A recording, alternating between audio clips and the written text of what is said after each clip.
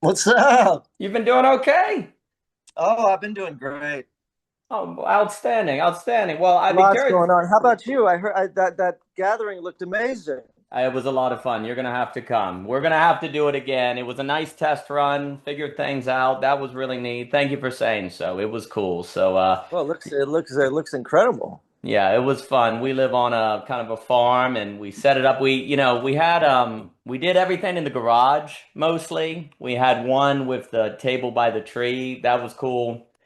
Fixed the food. Michelle's a saint. She had a lot of food. Mr. Parsons was there. Mr. Parsons drove like 7 hours. He was there. And Gödel and I, on like Friday, Mr. Parsons came in and we had been talking since 10 in the morning till 10 at night, going through real speculations.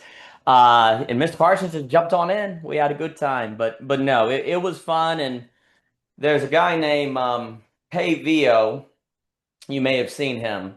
He's a great musician, and we kind of jammed it out a little bit. So you were Oh there in yeah, spirit. Yeah, it was on the yeah, porch. And yeah. Cleo Kearns came. So see, Oh that yeah. was fun.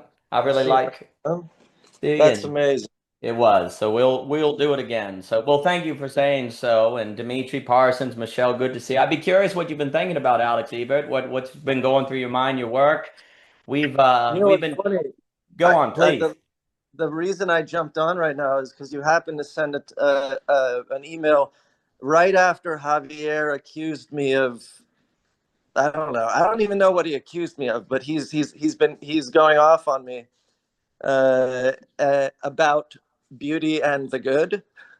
Oh, there you go. There you go. I just thought, and he's like, "Let's hash this out with Luber and Daniel online." I was like, and then you just sent that, so I was like, "Okay, well, I'll join and see if he joins and wants to do battle." Fun, fun, Uh, fun.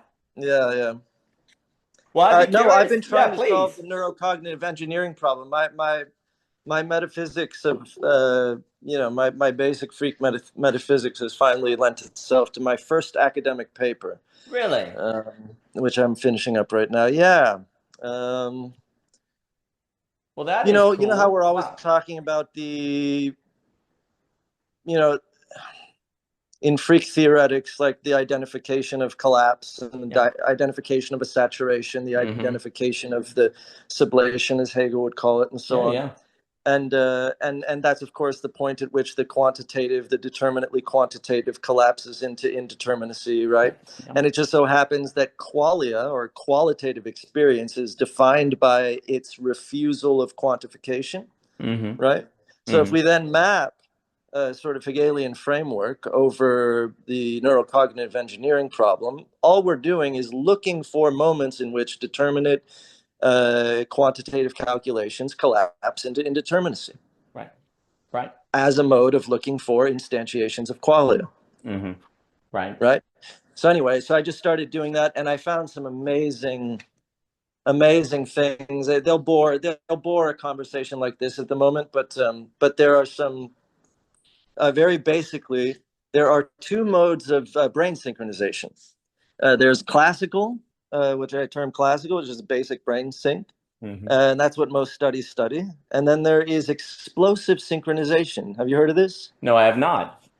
Hmm. Explosive synchronization is exactly what I just described. It's when Hmm. neural coupling is fails to reach a threshold, and then suddenly sufficient quantitative neural coupling occurs that a first order phase transition occurs, and Okay. those neural coupling signals collapse into an indeterminate Got it. unified coherence. Interestingly, those moments of coherence exhibit what's called hysteresis, which is, and other inorganic materials also exhibit this, but when those sudden collapses via explosive synchronization occur, the unified, coherent unity, like that is the product of that collapse, persists beyond the neural coupling signals, the dissipation of the neural coupling signals which produced that unity. Hmm. So it will persist as its own unity beyond the circumstances which produced it, meaning it basically becomes like a phenomenal object. Hmm. Anyway, long story, there's a lot to it, but that's what I've been doing. Well, that is. But I'm happy to. I'm happy to. Did Javier get in here? I'm not. Oh, I Jockin. He Jockin told showed me up to argue with Jockin. So he told on me. beauty He and good and specifically everything. said. He The specifically master. said Jockin's going to have a lot to say about this. Javier, give me a note. Give me a heads up. Maybe Oh, just give me just a note. Jockin was at the farm as well. It was amazing. Alex was saying he saw pictures and how cool it was. I was saying we'll Oh have to get yeah. Alex up. So Jockin was there. We had a really blast. That's all I was saying. It's good to see you, Mr. Jockin. I have to get used to Jockin walking in places. It's so disconcerting. It's almost magical. It's better than Jockin pacing around you in a boxing stance with a duct tape sword and wax the crap out of your head because you Is missed this it. what happened at the farm? Maybe. Jockin, is There's this a what lot of happened fun. at the By the way, Daniel, you should definitely. I think you should pen in that. Those swords were fantastic. I've never seen a toy like that.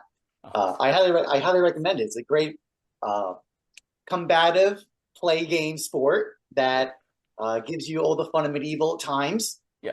Without any of the serious harm or danger. It's fantastic. Highly recommend it.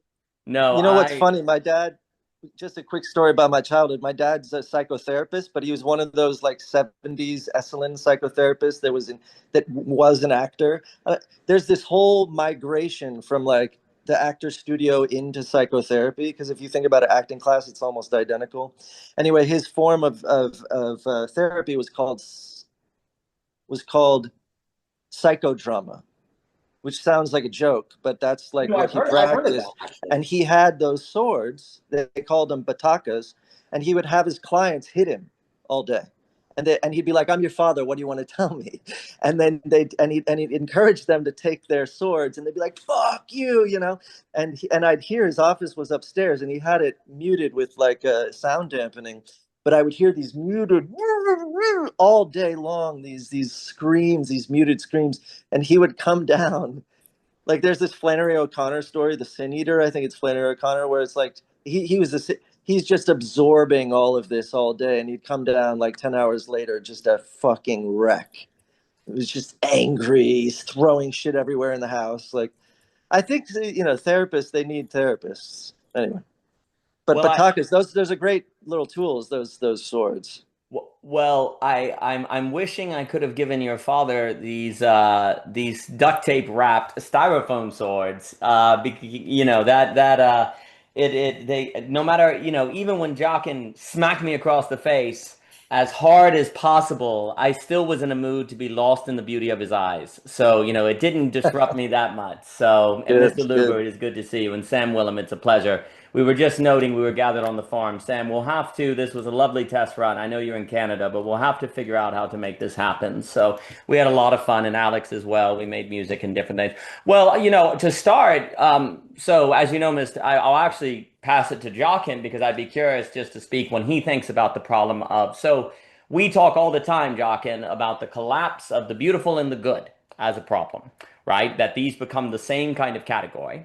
Yet at the same time, Mr. Ebert, I'm quite a huge fan of freak theory. And the logic of this certain kind of collapsing is what actually generates determination, but in a determinant. Like, because you get, so for example, Mr. Ebert, please correct me when I'm wrong, not if I'm wrong, when I'm wrong. And in this idea that you have a point where relations are determinable as distinct, but at a certain point, there are so many relations, then they actually become indeterminate, and that actually generates a determination like a thing or a relata at that point, right? Is that fair, Mr. Ebert? Just give a thumbs up? Yeah, I think that's a fair way to say it. It's the coalescing of a many creates the uniformity of a one.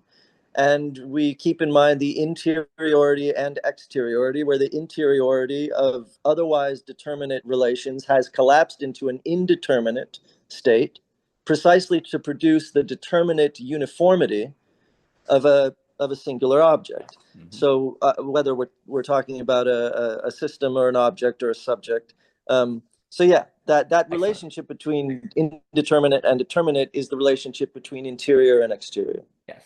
So I personally Yeah. have found over the years, and then I'm setting up a question we're in. Now, Mr. Jockin can also attest, as can Mr. Luber, that whenever Daniel Garner says, I'll just setting it up, or 5 minutes, there's actually a vacuum of clock time of which this extends on indefinitely, but I'm really going to try here.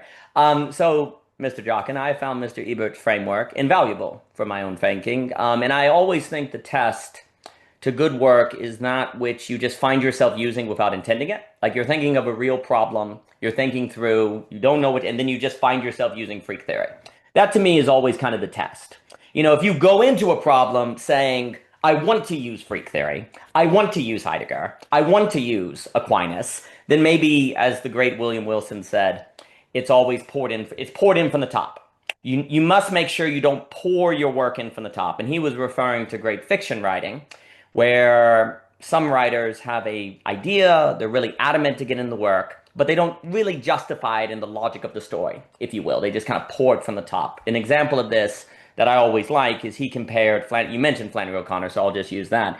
He compared Flannery O'Connor's A Good Man is Hard to Find with Greenleaf. Now, Flannery O'Connor's most popular story is A Good Man is Hard to Find, but Wilson was adamant that this story is a failure because the misfit just shows up out of nowhere. It's not really believable. It's kind of a coincidence. And I have to give Michelle credit. She said this to William Wilson, and then she went to the bathroom. He looked at me and said, "Marry her." So thank you, Wilson, because if Michelle remembers this, it was at a pizzeria in Charlottesville. But anyway, he looked at Greenleaf, and the logic of the ending was given relative to the consistency of the story, right? And so I think in a similar way, many people have an agenda when they go into problems. They want to use something before they even face the problem, and they're going to pour it in from the top. I have not found Mr. Ebert's work to be like that regarding freak theory. I find it to be something that just is at hand. I just grab it. As I find Mr. Jockin's work on beauty at hand, and I just grab it. But a very important point that's very interesting is I very much agree with there's a problem with the collapse of the beautiful and the good. And yet there seems to be a certain tension here between the framework of freak theory and what Mr. Jockin describes that I do agree, and we've had so many net discussions. There's no reason to rehash it all, but there's a certain problem in philosophy of collapsing these categories. Now, perhaps this is a contradiction that cannot ever be thought together, but perhaps it is a contradiction that can invite thought that could be productive. And of course, as we know in Hegel, thinking starts at the contradiction. But I will just pause and say, Mr. Jockin, if you would just like for a moment to discuss the problem of the collapsing of the good and the beautiful and the ramifications, I would appreciate it. Mr. Jockin. Sure. And of course, this is the one net session. I have a call at 3:30, so this is horrendous. I'm going to have to pray that that call gets done in a short time period and I can hop back in. But to summarize, it's a constant issue presented in Plato's dialogues, actually numerous dialogues, early period, middle period, late period, where it is posited by Socrates as a character to his interlocutor at some point, is beauty the same as the good? It's the fact that Plato has this consistently presented over and over again, and it's always affirmed, yes, they're the same. And then there's a line of thought of failure that results in that affirmation. For example, Greater Hippias is an example of it. Symposium is another example. Charmides is another example. Philippus is another example. I can give, there's other ones too. This is a really important area of topic for Plato. And by the very fact that every time he glimmers at it, and then but it points out when people concede that point of the equivalence of goodness and beauty, there's always a failure that results from those points. Now, the times where Plato does go the other way and actually presents the case, he actually, in both Greater Hippias, which is an early dialogue, and Philippus, a late dialogue, it's presented that the power of the good comes from the nature of the beautiful. So Plato comes with a positive stance. What does he mean by this? He means this relates to what Aristotle comments about metaphysics, where he speaks about geometry can be used to describe both goodness and beauty. He says it's a difference, though. Goodness is related to things in activity, motion. That you have eros, drive, things like that. We have a good we orient towards and we go towards it. But beauty describes that which does not have motion. Very interesting. Very interesting. And then actually in that section, it relates to nous and God as the fully, basically God is the fully living actualized nous, which is a non-emotion. So it's basically this first causer argument that's being presented. Allah, this is why Luber probably jumped on with me with theme of beauty, because of this kind of, what is the remover of motion? Something non-motion. What is that thing? It's beauty. Thus, we see in Aristotle and Plato, tangentially, there's an agreement on this quality of there's something hidden about goodness and beauty, that if you collapse them, you fall into error. And the reason why you fall in error is because, now this is building off on their accounts, that there is an element of surprise related to beauty that is different from goodness. And then always in retroactive respect, things that were beautiful become goods, that become desired and moved towards. But that initial apprehension of surprise leads to a commentary by Daniel about this idea of this kind of strike of the other, that I must change my life. So now, isn't that interesting? So usually related to goods, it actually relates to the symposium of Plato's discussion about it. The love with related to goods, you want to take it into yourself, right? You basically need it. You want the world to change, or you want to pull up from the outside into you. But with beauty, there tends to be a reverse. There's like a relation to the other, to the strike from without, and you are basically transformed by it. You want to be moved by your beloved towards it. So it's the orientation of movement completely different. So that is like that's the rough parameterization about it. So what are the reason why this is important? The reason why this is relevant is that basically if we collapse them the same, we're screwed in the sense of geopolitical organization. Then the conclusion is it has to be violence, because they have competing goods and there's no way to abide them in difference, because that's one of the things beauty does. Beauty allows for a difference to be abiding together in a relationship that's not destroy itself. Because in Philebus, related to beauty, always when we see proportionality and harmony, we see beauty and virtue. Quoted from Philebus about this. So if we're interested in a project where we don't want violence to be the way we resolve difference, but in the explosion of difference, they can be harmonized and synthesized into greater, use Hegelian language, I was with Hegelians this weekend, sublated into higher participation of real substance, not destruction. We need beauty to operate the way we're talking about. If it doesn't, we're screwed. Basically, pack it up. You're done thinking. We need to go to the Dugan model, pack it up, that's it. Just get into your little tribes, and then just hope to God we just keep our resources together so that we don't have to run into each other. I don't agree with that. I think we did that. If we conclude that, we're done. Pack it up. No more thoughts required. But I don't believe in that. I don't think anyone in this room does. So thus, that's the stakes of the beautiful and the good not being collapsed. Do they have a relationship? Traditionally, the argument is made that they're equivalent because they're the same thing, but in concept, formally different. I find that annoying because I don't agree with that. I think that's a kind of idealism, a kind of subjectivity. Pack it up. That's right.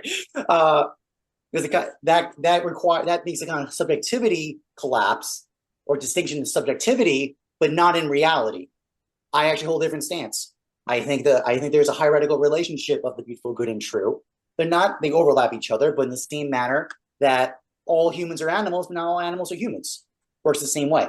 In terms of there's obviously overlap. And we actually know that from the etymology approaches in Greek, from Aristotle and Plato.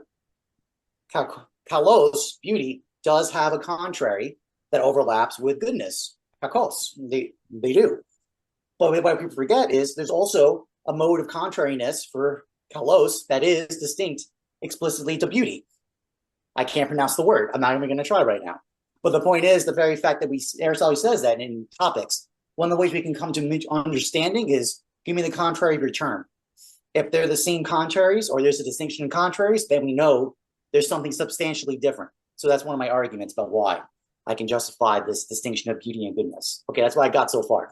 So I'll jump in. Yes, I'm going to give it to you, Mr. Ebert, actually, because what I would like to do, and forgive us, Mr. Luber, but I think this is very important, and I just wanted to paint a few more stakes on both sides, and then I would love it if Mr. Ebert would ask Jockin questions to kind of create the field of the contradiction to think. So, for me, you've named one of the stakes of the collapse of the beautiful to the good. That's very good. Now, the stakes of the problem of the beauty, though, is it can lead to things like totalitarianism. One could argue that Nazism is an aesthetic movement because everyone's going for the beautiful. So we have a problem here. If we put beauty on a pedestal, there are certain forms of kind of aesthetic totalization that are extremely problematic, right? Now, the problem of collapsing the beautiful and the good also is what you've said, but then also the tyranny of pragmatism that takes over, and utility, ergo the logic of capital, and so on. Now, if we put beauty above good, another thing is conspiracies. A lot of people, mathematics, there's the beauty, the elegant, it leads to these kind of siloed worlds where everyone fragments off into what they think is beautiful, and this creates trouble. And also one can imagine the strike of beauty perhaps being used tyrannically to suggest that, you know, we can artificially create strikes of beauty, maybe through VR or something, to manipulate people. Just as some possible stakes in this. However, we have to think these things together. And if you don't mind, Mr. Jockin, I'll give it to Mr. Ebert and then right to you to kind of ask some clarifying questions. So those are some of the stakes of the field, I suppose. But Mr. Ebert. Yeah, okay. I have a question, but I want to just preface it with my own understanding, which hopefully will move this along. What I'm interpreting from what you're saying relates in a sense, especially with the beauty doesn't move, to the relationship between the indeterminate and the determinate, to bring it back. So when we think about collapse, we're talking in the interior of that, the interior relation of a collapse is indeterminate by definition. Right. The exterior of an indeterminate collapse is, of course, by definition, indeterminate, contextual. The interior is uncontextual. The interior, in that sense, doesn't move. It is not in relation to something else. It is not context dependent. It is not contingent. It is a necessity. It is a state. Now, that state is, in Hegelian speak, or mathematical speak, in Hegelian speak, like equivalent to, and in mathematical speak, isomorphic to, any other indeterminacy, which is to say, any other interiority, any other collapsed state. Now, that very resonance between, and by the way, this is just a simple mathematical proposition that what is undefined is equivalent to anything else that is undefined. That resonance is what produces the sensation of, well, concord and beauty and relation, like that subtle interior relation that we each have to everything. That, to me, is a kind of symmetry on the level of beauty. Now, when we think about the good, we think about, okay, now how are these various objects, these determinate objects, arranged, right? Contingency. Now, when I think about this apparent problem of the good and the beauty and beauty, and I think about the collapse, I'm afraid that my position is, if there is a collapse, it has collapsed into indeterminacy, which means in my world it has collapsed into beauty. Beauty consumes the good. Now, from the outside, you may say, no, that unification of the good and the beautiful is a totalitarian nightmare from the outside. Get on the inside of it, and you might have a different view. So this is why my question back, to now frame it as a question, is the good and the beautiful, or the good and the beauty, are they nested? Are they nestable? And do they work in a sort of dialectical way where beauty can consume the good into an indeterminacy, produce a new determinate object, whether that determinate object is determined to be good or bad. From the outside, its interiority is nevertheless isomorphic to any other collapsed state. And when you're on the inside of that, you may be within the reverence of the indeterminate beauty. Does the Platonic and Aristotelian position allow for that kind of nested hierarchical relationship between good and beauty, where they may be in a dialectic with one another? Yeah. I'm going to give it straight to Jockin. That was a fantastic question, is all I wanted to say. Excellent. That's an excellent question. I'm really upset I have to leave in 5 minutes. This is a disaster. I'm so annoyed right now. So obviously when I leave, I want to continue in this conversation. This is very important. So first of all, I want to add my hand from Daniel's concerns, which are, I think, very fair concerns, and that ties in, I think, Alex, with your question. So the short answer is, this is also why I hold the account that idea and eidos are not the same. Traditional scholarship in Plato says they're the same. They're not the same, because I'm going to quote from Timaeus on this. The whole point of ideas do violence by pulling together the sameness and difference of substance together into an idea. Nature, beauty by definition from Symposium, I'm going to borrow from there, does not do violence. So therefore, there is a distinction in form, that the idea form and the form that's used within eidos are different. So, and also, by the way, form gets used in many different modes. For example, Aristotle has morphe, then paradigma, then there's also schemata. These are all, the account of form is much more diverse. But the area that I'm more unique in my scholarship, I'm not the only one, but we are a minority group, is to say idea and eidos are different. Actually, I just picked up Johannes's Aristotle book. He actually makes his point. He doesn't use he actually gave a distinction. He mentioned the same kind of distinction related to ideology. So the problem with ideology, as I wrote a subsect about it, is it does do the collapse they use beauty as a cover to discuss their good. And the reason why I'm bringing this up as a general heuristic is that this kind of capture, this kind of imitation, occurs when difference cannot be contained, when things that are oppositional to this orientation are not permitted to exist. I think a very famous example of it was, notice the Nazis basically destroyed all the art, the degenerate art, for example. They cannot tolerate it. The difference cannot be tolerated. It's an existential threat to their existence. Whenever you see art being destroyed, that means, and then the rhetoric uses to us about beauty, you're dealing with the good. So I do hold the stance. So I see that as a rhetorical move of using the language of beauty when they really mean a totalizing operation of the good in this case. So, and I also, by the way, your note about this kind of interiority, exteriority, and the kind of unity via indeterminacy, Plato has a note about that in Greater Hippias. It's called the definite excess of beauty. Aristotle also has an account very similar to that when he talks about the nature of relationship. There is a kind of relation that's not the normal mode that gets discussed. It's more aligned with what Plato's getting at with definite excess, which is what beauty is. So those are kind of my responses to that. That definite excess is amazing, but I just want to hammer down on this dialect, like this move, like this idea that so what would you define? I'm so sorry, guys. It's 3:29. So I know. Please, I'll listen, Ebert. Please go right ahead. Come back. All right. Yeah. I guess I'll just finish my question to the group. The collapse of into ideology. Let's say ideology is the collapse of beauty and the good.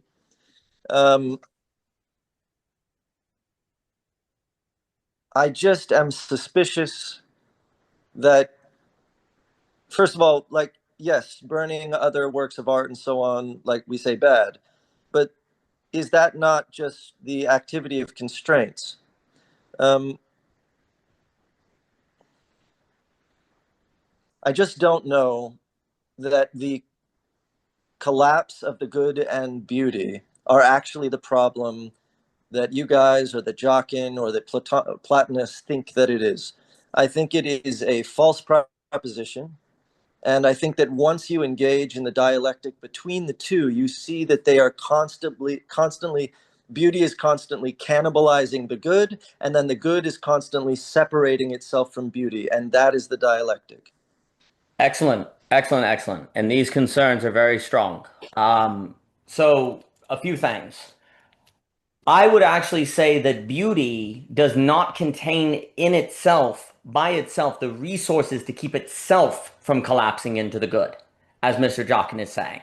That there can be an impression that when we're talking about the beautiful and the good, that you say, once we get the beautiful, then it will stay the beautiful. And it will stay, and critically, it should also be noted, and it's not always clear, Aspasia, good to see you.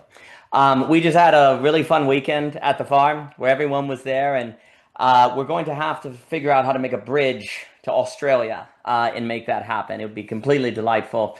And but we're talking about beauty collapsing. Mr. Ebert and Jockin had an exchange, and Mr. Ebert is bringing up some extremely important problems that could be on an emphasis of the beautiful. Because obviously the beautiful could just end up in psychosis if you're not careful, right? Everyone has their own beautiful, and there's cut off from the neurotic, and the social order breaks down, right? So, and then I'll give it to you, Mr. Luber, except when I'm done, if you first, Mr. Ebert, would like to reply with questions, then I'll pass it to Luber, but let me respond to what you're saying. So when I say beauty, I have in mind a sublation.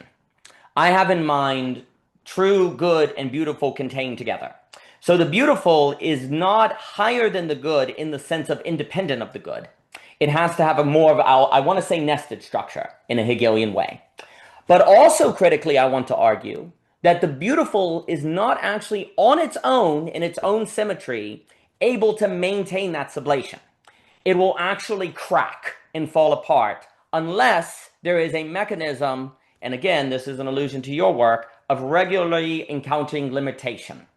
The symmetry structure has to be a moving structure in a kind of network where every little containment of beauty, and I really agree with this, the symmetry being where beauty is. That symmetry has to be a moving form, if you will. It has to be located in a social where it can bump up against another determinate, indeterminate internal state that's determinate on the outside, that then re-destabilizes it and forces a reconstitution of the beautiful symmetry in light of the encounter. If it ignores the encounter, it's Nazism, basically. That's what it comes down to. If beauty, quote unquote, the beautiful encounters otherness and it goes, screw you, it cannot, it denies the limit, per se. It denies the encounter. Well, now beauty, the argument I think Jockin would say, that as he's taking his call right now, maybe he'll sense this, is that someone like Plato would say, although again, correct me when I'm wrong, Jockin, as you hear this in your soul, Plato would say that if beauty cannot encounter another beauty, because this is what's weird, you get this many in the one issue, okay? So there are many different kind of symmetries, but they're all isomorphic in being basically what you're describing. They're all the same. Then if they can't encounter one another, then they're not actually one. And therefore, here's the weird thing, they're not even many, actually. They are one again, because you want the one and the many, which requires the circulation of bumping up one another that can handle one another and be reconstituted by that bumping up against one another, or you lose the both of the many and the one. And what I want to say, to make a very bold claim, is that when a lot of philosophers talk about the problem of the many and the one, they actually need your work, and they don't have it. They don't have freak theory, so they end up talking about this kind of one, many, how do we do it? Well, it's your work is ultimately what it is. And that's how you get indeterminacy, determinacy together. And, for me, because I was influenced too much by Derrida, and it was really fun to do in the first year of college, is I just like to add a parentheses whenever I have trouble. And I like to say that ultimately beauty for me is located on the indeterminate with the in parentheses. It's in the maintaining of both the external determinacy and the internal indeterminacy in light of encountering otherness. If it cannot handle encountering otherness and reconstituting itself in a manner that honors that otherness, but also constitutes itself in light of that otherness, then now we're dealing with tyranny. Now we have a sort of tyrannical beauty, actually, that Edmund Burke would call sublime. So like in Burke, I have a lot of influence from someone like Burke, although I think he's missing a lot, but I can't, what thinker isn't? Burke is always talking about the problem of the beauty versus the sublime. And unfortunately, many philosophers use the word sublime in different ways. So one thinker means it in one way, but with the way Burke means it, he honestly means sublime as Thanos, and he means it as kind of not death drive, but kind of a death drive kind of thing. But when he says death drive, he means it in self-destruction. I should have said that. It's more like a self-destruction thing, actually. And what ends up happening in Burke is if you have a screwed up political order that doesn't allow enough circulation, then a symmetry, a beauty, encounters another, can't handle the other, and it becomes auto-cannibalistic, and it tries to destroy the other to maintain its symmetry. And that's when Burke would say it is now moved to the sublime, ergo this kind of death Thanos, but it's not really Freudian death drive, it's more of a social death drive. I don't even know. The language is failing in some respects, but it becomes this force of basically destroying everything in the name of making it more beautiful. But Burke would say at that point, it has lost its character of dance. Like dance is able to take otherness and work with it, right? So you have this kind of tradition in Plato and other political, they're kind of asking, how do we maintain beauty that moves if beauty is that which doesn't move, right? You've said it. Beauty is kind of fixed. The main image in Dante is that beauty is the still point. T.S. Eliot, all these cats say beauty is the still point that makes movement, and that does move with the love that moves the sun and other stars. So there's a certain kind of paradox that they are suggesting if it cannot be thought, we are in trouble. And the problem is that, I'm quite serious when I say this, Mr. Ebert. I think this paradox, which I may be using incorrectly and should say contradiction. That's always fun when you have to choose between contradiction and paradox. You have a moment of tension where you're like, crap. But if you forgive me here, basically, I really do mean what Hegel is getting at, as we've all said, in the doctrine, toward the end of the doctrine of being that you pick up so well to elucidate in your paper on freak theory, featured in Into the Alien, is a very important contribution for the framing of ultimately the condition on which we find ourselves, without which the likelihood of us thinking a sociological, political, or economic analogous structure is much lower. And if we don't do that, we're probably just going to keep falling into some one-sidedness or the other. One-sidedness of goodness, one-sidedness of beauty, or one-sidedness of truth, and we're not going to be able to maintain the sublation of all three in beauty. Maybe there's another one. Maybe the word beauty, one could argue, has been too... I've actually, in my early works, I'll say, and then I'll give it to you, Mr. Ebert, for any questions or anything. I'll give it to Luber if you like, but there's no pressure. In college, I used to just put a capital X and just do that. And use that because every word just seemed to be like effed up and it had all this baggage and different things. But then it kind of felt lame to not take a stand and make it an X variable that you could just put whatever you wanted into it. So you can't win no matter what you do. But there was this kind of idea that there's something, at least as Mr. Jockin and I, when we talk about beauty, and I believe Mr. Luber as well, but if Mr. Luber, I'm speaking for you, scream at me, that is this sort of sublation of all three. But then the problem is, if it is not able to encounter limit, because we had the talk on limits, and the limits must be surprising, and if it cannot do that, then beauty becomes tyranny. It does, in fact, do all of the destructive things, right? And of course, here's the problem. The temptation of beauty is precisely to stay insular, to not encounter otherness, to avoid running into things. That's the temptation of beauty, right? Whereas goodness may compel you to face the other because it's the ethical or whatever, but it lacks a kind of why. Kierkegaard always said this.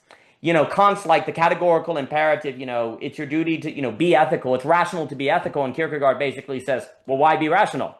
Huh? You know, that was kind of the death nail. He's like, screw you. And that's where you need beauty. It's like, because it creates a certain beauty, right? That compels you, right? But then, of course, if you combine the ethical and the beautiful, now you have a real force of totalitarianism if you're not careful. So you need to maintain means in the infrastructure of the society for regular encounter and surprise. And this is where this is where I start talking about the social coordination mechanism, what we're doing right now using Zoom, YouTube. We're trying to make people encounter one another. And it's really hard. And Dimitri has made it a very important point. I would argue that capital has succeeded so well, basically, because it has managed to create a certain flow of something that feels together, and it makes everything unified, but it does it in a certain flatness. But that symmetry then becomes evidence of success, so we can actually get into Marx. We don't have to today, but actually this leads into the beginning of Capital One and how there's a similar problem of a tendency of capital to remove the movement between indeterminacy and determinacy and create a certain fixedness of a single instantiation, if I'm saying that correctly, that then ultimately means totalitarianism, et cetera, so forth. So that, to me, what I would say in reply to your excellent points is that is why the beautiful, without the dance of Dante, without the movement and the encounter, actually becomes a very bad force. And actually, I would go far to say, see, I told you I'd be quick, but I wasn't. I'd go so far to say that Dante says, when he's talking about Lucifer, he says, the beautiful that doesn't manage to maintain the dance becomes the worst of all possible evils. Like, it would have been better to have just had good, but beauty that gets perverted, that's like way worse. So please. What if though, just thinking dialectically, like what if the reification of beauty is simply the production of the good? Because that's more how I see it. I refuse to see this sort of dead end philosophy where we're either dealing with beauty or the good, but we have to back to, and they're just sitting there, because we could say, well, we can treat beauty as this indeterminacy, or as Jockin said, this determinate excess, or whatever that phrase was, which was brilliant. I'm glad Plato came up with it. Hats off. But when we really examine the proposition of indeterminacy and how indeterminacies are produced, which is through mostly saturative processes, which saturate relations to produce the indeterminacy in the first place, and obviously that involves constraints and limit and so on, then that is the production of an object, and those constraints must be rather solid. I mean, yes, they have to be constraints that exclude. There is an exclusionary aspect to limit and to constraint and to the production of interiority. Ironically, though, that very production of interiority, which, by the way, is only like not moving because it is infinite. That which is infinite is not moving because you can move anywhere. So it is this, paradox there. But that's the production of the determinate object. So in my ways, like in a lot of ways, like, if I were to take the position that the good is totalitarianism, there is no other the good. There is no other construct of the good that from the outside cannot be interpreted as totalitarianism. Then all I would say is that the calcification of beauty is the production of the good. And that's basically how I see it. And then what disrupts or ruptures the good is, again, the reintroduction of beauty. So we have a dialectic between the beauty and the good. Mm-hmm. And that's much more alive. That's a much more dynamic representation of the good and beauty. And I think one that conforms to the reality and history of life on Earth. So anyway, I just wanted to say that. Outstanding. And what I would say, you're pointing at a certain problem. I'll point out and then give to Luba, because it's very important. Like in Belonging Again, I find myself having to use a whole lot of terms to refine this it, because if I use one term too long, then it calcifies into that. So I'll say beauty, then I'll say river hole based on Gödel's systems and subjects, and I'll call it lack. Then I'll refer to this sort of strike. And I got that from a lot of the religious traditions, where they're always using the 99 names of Allah, all these different things to try to destabilize this principle, to keep it moving, because every principle eventually solidifies into its opposite. But if you say nothing, this is the Austin Farrer point, because Austin Farrer was critiquing a lot of like Catholic or Orthodox theologians said, well, then just don't speak of God. But, it's too risky. Austin Farrer comes along, we must speak of God or else we don't know what we're talking about. We must speak of God to fail at speaking of God, and we must always fail.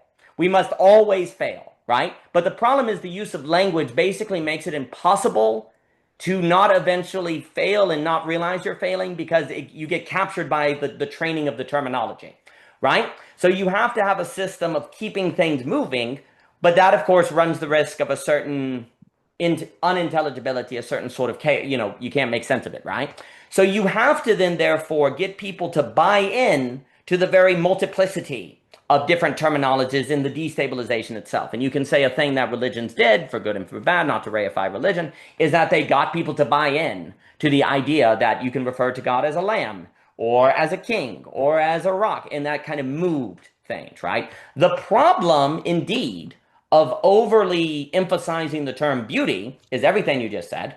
And also, there is absolutely a sense in which if you have the beautiful, you have the good in the way that you're describing.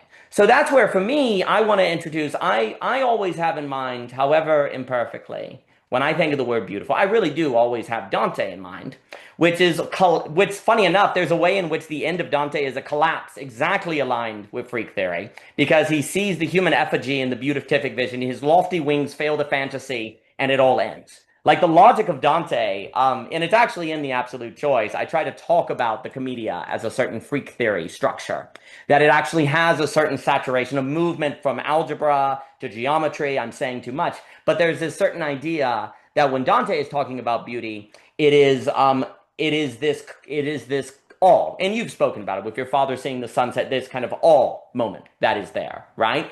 That is a term that leads me to wanting, in terms of the political or social field, to emphasize words like harmony or jazz improvisation or like an improvisational character that has to define the beautiful, which almost then means we're talking a certain skillfulness, a certain magnificence, when you're able to actually handle the encounters that are going on.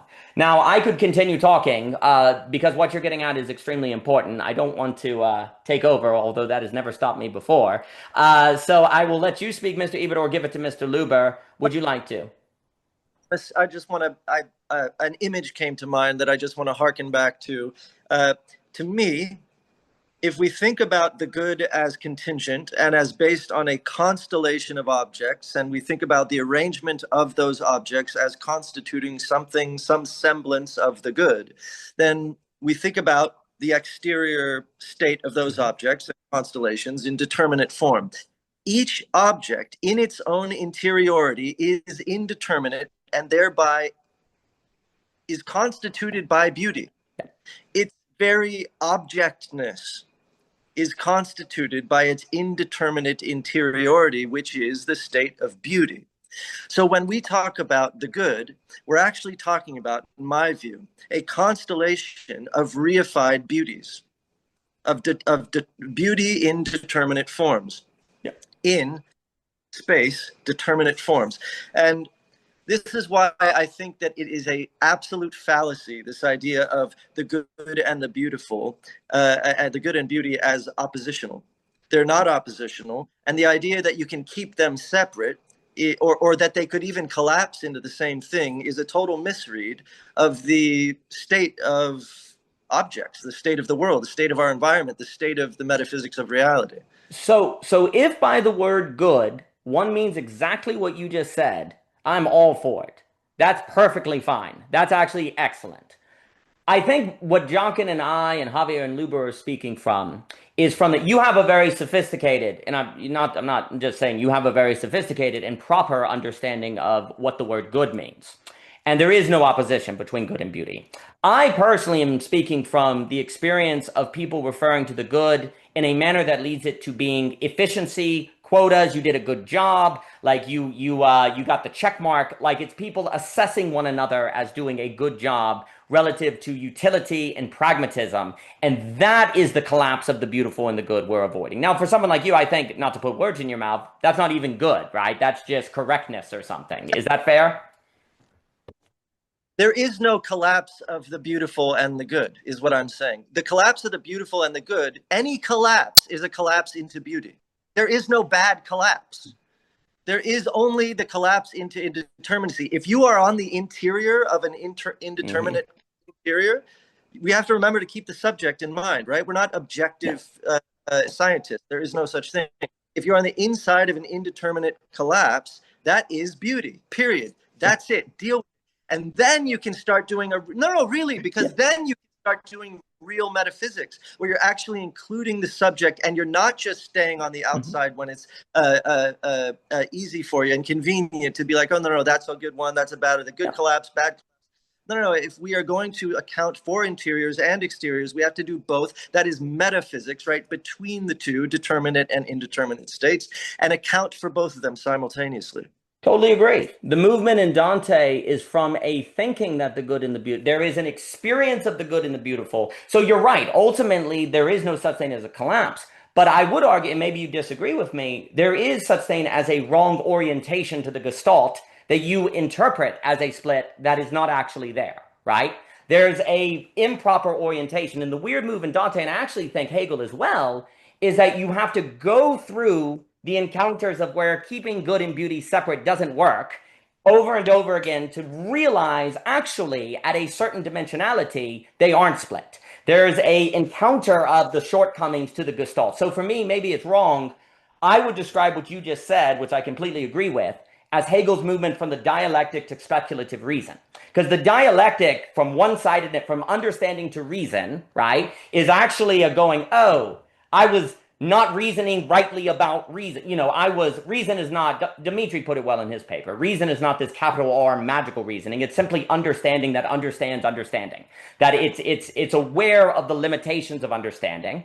That then, in so doing, it realizes a Gestalt. It actually realizes a Gestalt that then turns out beauty and good are not collapsed. It was an improper orientation. So basically, when we're talking about, and you're right, it's not clear. What sucks about philosophy at this point is you're thinking at different levels of the development of the subject, and ultimately there's a Gestalt, and it's all fun like that. And so there's also, is that when I talk about the collapse of the beautiful and the good, and the idea of a collapse, it actually is a collapse in the sense of it's a negation of beauty.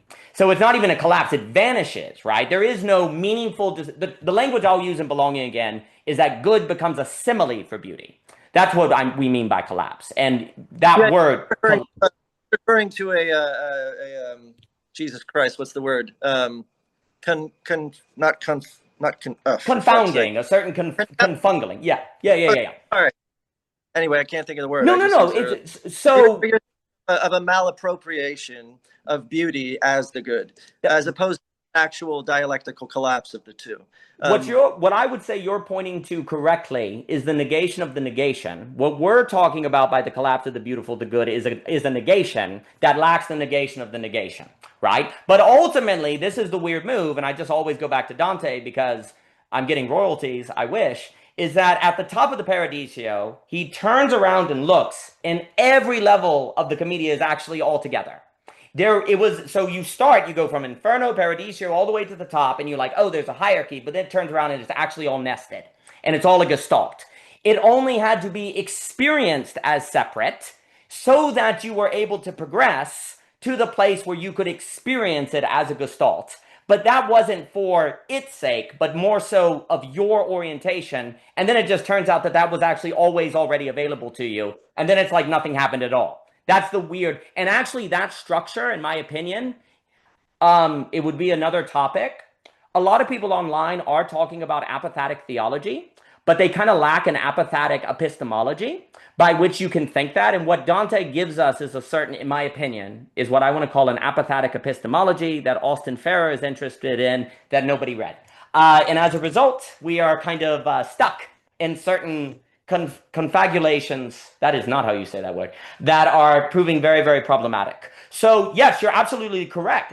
Ultimately, there is no collapse of the beautiful and the good. That's not even possible because they actually are coalesced. They are Gestalt, right? The collapse is, it might perhaps a better way to language it, instead of saying the collapse of the beautiful and the good, would be to say I just say make it simple, a negation of the beautiful of the good. The word I like is effacement. There's a kind of erasing of the unique qualities of the beautiful. And basically then practically speaking, beauty and good just become similes of one another, right? And that is a problem that then leads to an orientation of the subject that keeps them from reaching the point that you're describing, that I would place with the speculative reasoning and actually Gestalt and Dante and all those things. I want to hand it to Luber, but I just want to correct you on one. There is, Please. Of course, a collapse between interior and exterior in the sense that the subject collapses with the objects. Yes. So I am a subject. I'm around a bunch of objects. We're in a Gestalt. We're in a dialectic. We saturate. We create a unity, and it unifies into now a new interiority and a new object. So there is a collapse, but the collapse is never it is that the beauty, the interiority, cannibalizes the exteriority. Mm-hmm. Yeah. And it always turns into a new beauty. And so that interiority can't be anything other than that. That's all I'm saying. Do not disagree at all, because what you just said would for me be, Dante is describing the subject is basically the kind of, I want to say engine, I don't know if that's the proper metaphor, is the kind of force of this movement of the dialectical reasoning towards speculative reasoning. So for me, the subject is the Gödel point in the Gestalt. It is the point of incompleteness that is a choice between coherence and correspondence. Now, this is different language. We don't have to use it. The subject is kind of the point that must be included in the formal system, or in this case, the Gestalt, for the possibility of the Gestalt that therefore destabilizes it as a mechanism of its stabilization. And that makes the Gödel point the indeterminate point with the in parentheses that then keeps this all going. So the loss of the subject is political mistake number one.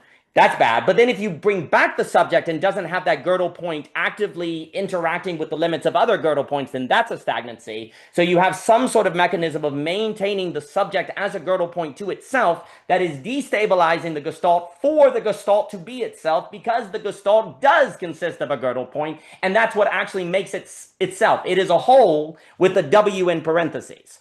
It's an indeterminacy with the in parentheses, but here's the key. Only God can see that. God's there, not here. So then we can't ever say what is the beauty. We can't say what the thing is that we're talking about, only encounter it. Because the moment you speak it, you brought it into your own determination, and it's actually no longer the Gödel point. That's why the mechanism of the unveiling of this Gestalt, that sounds cool, say that 5 times fast, is necessarily an encounter with a limitation that you cannot predict ahead of time, only be prepared for.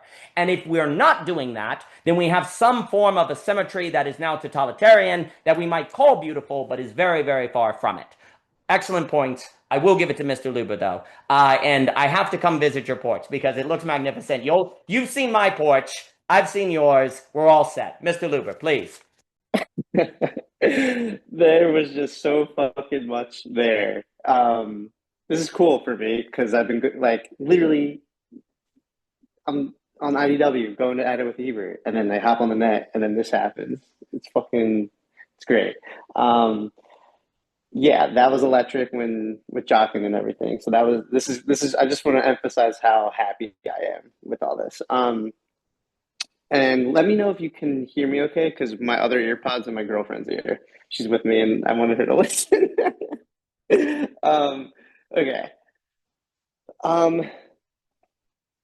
Okay. I just want to give some historical background, kind of some of the stuff that I said during our panel, Daniel, honestly. Your point about coming at it from basically that dialectic move that you just made, where the emphasis became on goodness and not beauty. I came at it from that place at first. So when I was talking with Jockin, this is exactly the points that I was making with my different language, just completely different language. That's because I'm thinking about goodness from a very linguistic perspective, where, like I've said plenty of times before, it's goodness is that which achieves its purpose to a significant degree. And what that basically entails is that it's only covering how a particular context relates to a particular threshold of significance, but it doesn't actually address, from a linguistic standpoint, how the significance is even there in the first place. Like that's where beauty starts to come in a little bit. So for me, I'm just tracing it with my work and how I'm mapping all this personally. And Daniel, correct me, if I'm wrong here.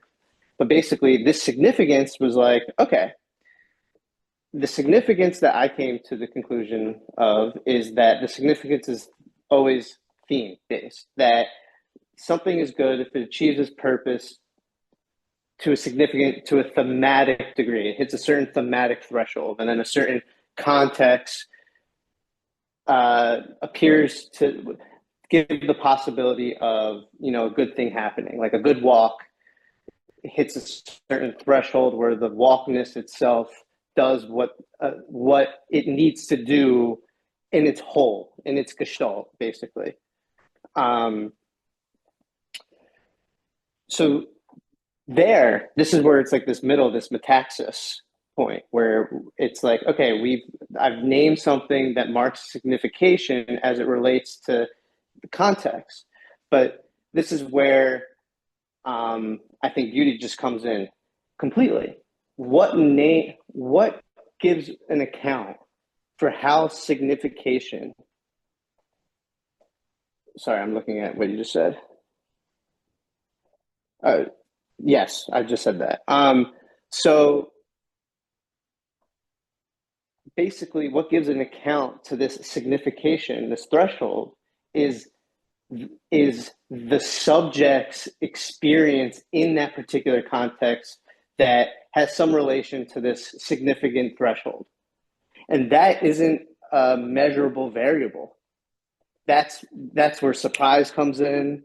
That's where all these things that kind of are counter to measure come into play. So just to like kind of put a button on it, it's like something is good if it hits a thematic significance.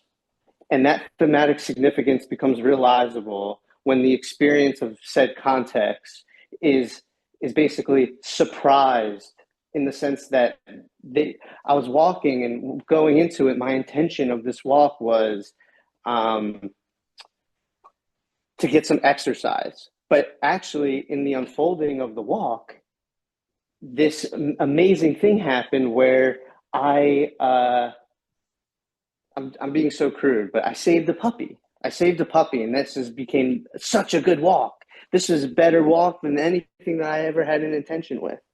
Basically, what happens is, retroactively, the walk becomes good by virtue of you finding this puppy, because this puppy, for whatever reason, call it beauty, for whatever reason,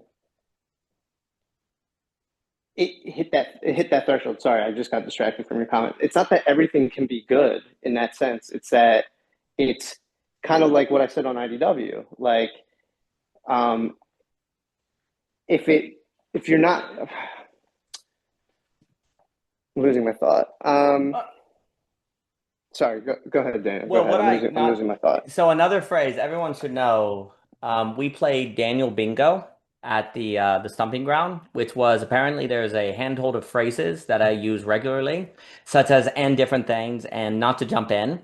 And if you get a bingo card that has these words like "not to jump in," you're probably going to win if it's in the center square, because apparently that is one I use a lot. But there's a few things. So I would say that the condition of possibility, this would have to be unpacked. The condition of possibility for sublation is the Gödel point, is in the Gödel point, right? Like, because there is a Gödel point, and I'm referencing Kurt Gödel, a point where coherence and correspondence must be traded one for the other, and thus exists in a kind of Schrodinger's tension. That Gödel point is the condition of possibility for sublation, but it is not given that this condition of possibility will be sufficiently met, right? It could be there as a possibility, but the realization is not given.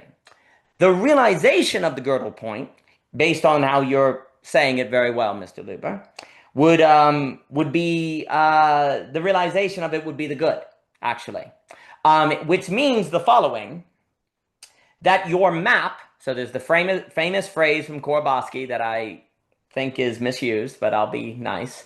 The map isn't the territory.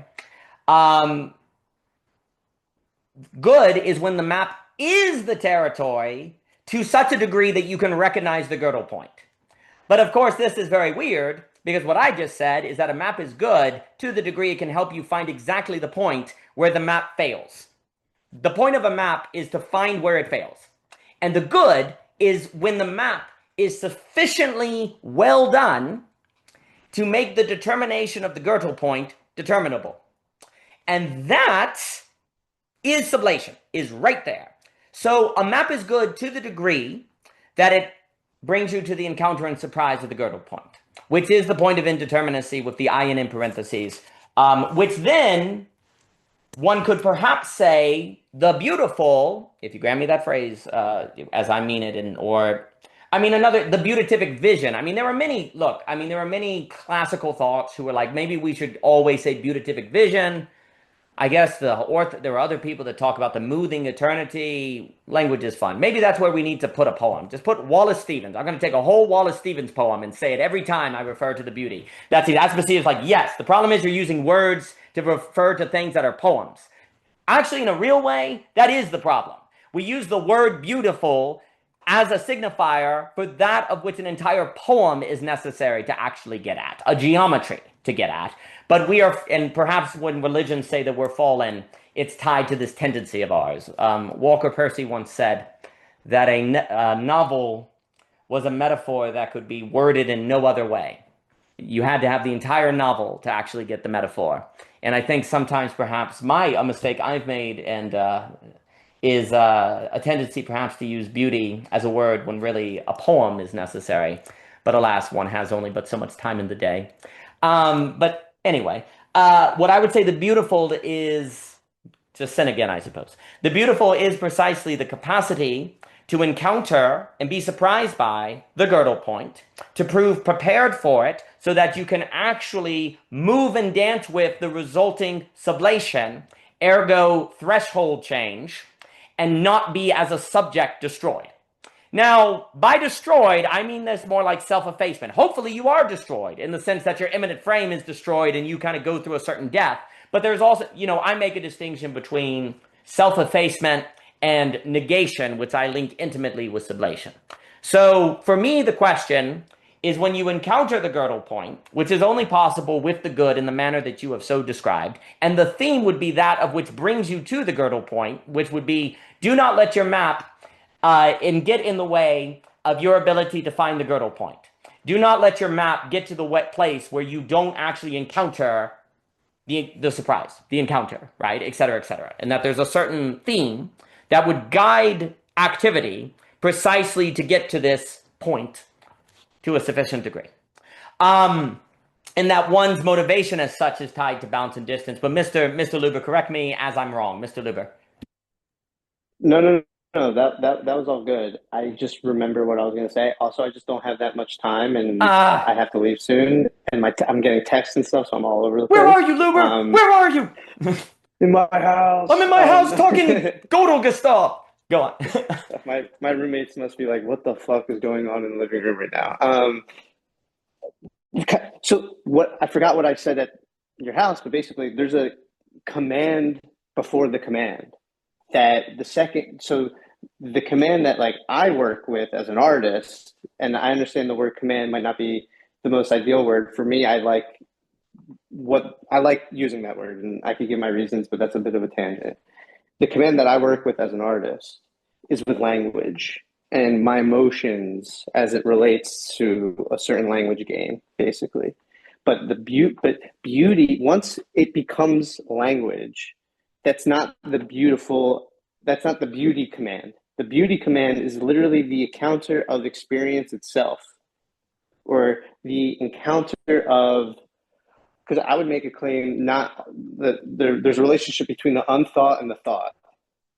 And the unthought is essentially, it hasn't been formalized with language yet. That's part of the distinction, I would argue.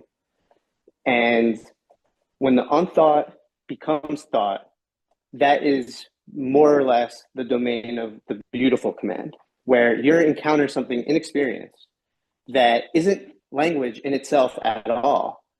And it is a certain happening that essentially throws you into having the possibility of this thematic command. Now, if that doesn't make sense just because they're like my own kind of terms, Jock and I have to leave now, which is really funny because you just hopped back on. But Daniel, I think everything you said was right. And if there's any clarification that Ebert has, I'm sure you can address it very adequately, honestly. But I really do need to bounce, and I can't wait to listen to the rest of this when you publish it on YouTube. You're beautiful. But, and the only hope I have to address it is because Jockin came back to pass it off to him. So it works out very well. Mr. Jockin, we ended up talking about Gödel points and maps and how the beautiful is need to be located at that. But then we also talked about how one of the problems is that the word beauty is kind of a word in the way that we use it that almost we need an entire poem every time we use it, right? It's a word, but really it's referring to an entire field. And a problem with language is often that the most important things are referred to always by single terms when perhaps I just brought up the Walker Percy idea that a novel is a metaphor that can go no other way, no fewer words, no nothing. But more to be said. So what I would say, and then if anyone wants to repeat, Aspasi and I with Seth have been having tremendous series that has often orbited the question of Gestalt. In Gestalt, and James Wigley, who I know we mentioned, and I know Sam, we also brought up Gestalt in that net a bit ago. That is very, very important. And in the sense of there is no, so Mr. Jockin, what I would point is Mr. Ebert, in my opinion, rightly pointed out that there's a sense in which it is impossible for the beauty and the good to collapse because they're already in a Gestalt. And the idea that I was bringing out is that, in a sense, yes, that's true because it is a Gestalt. The problem is the relation of the subject to the Gestalt creates an indeterminacy where we can decide, say, the meaning of the word good, and if beauty is actually just a word that's a simile for the good. Because I would take it, Mr. Jockin, please correct me if you disagree with this way of putting it. In my opinion, when we talk about the collapse of the beautiful and the good, we're basically saying that the word beautiful is used as a simile for good, that they are used as interchangeable terms. They're not really getting at it. That's right. So that's what we mean by the collapse, is that they are used as if the words themselves are not referring to anything different, which as a result allows the beautiful simply to be what we think is, the ethical Kant. It's all Kant, isn't it, Jockin? I know. It always is, right? Is that, but of course, I like what Gödel was saying as we were at the portal. It was very interesting to think Kant as I think it's true, the starting point, and Dimitri does such great work on this too. But when Mr. Ebert is talking about the impossibility of the collapse of the beautiful and the good, in the sense that I take he is saying it, and what we discussed is this idea that is impossible because ultimately reality, if you grant that word, has a structure that is ultimately going to be indeterminate, with the in parentheses determinate, therefore the good and the beautiful are together, right? And if they're not together, then beauty becomes symmetry, and we've talked about this, and it becomes totalitarian, right? So I think you and I, Jockin, would say that there's a way in which the beautiful, the whole reason, you can even say this, I'd be curious, the whole reason we want to keep the beautiful from being collapsed with the good, actually in a way, is to save the good, not just the beautiful. The good is also lost if you make this collapse, because then it simply becomes utility and pragmatism, or it becomes captured by totalitarianism. You actually are trying to, and again, we want beauty and good to have distinct meanings precisely for both of their sakes. Not just because it's like, oh, beauty doesn't need the good, or you can leave it behind. It's that actually we can't even think the good anymore because we have blurred it. We have treated it as a simile with beauty. And I'll give it to Mr. Jockin, and this gets into the work of value ethic. But Mr. Jockin. I'm going to add to this. I'm going to try.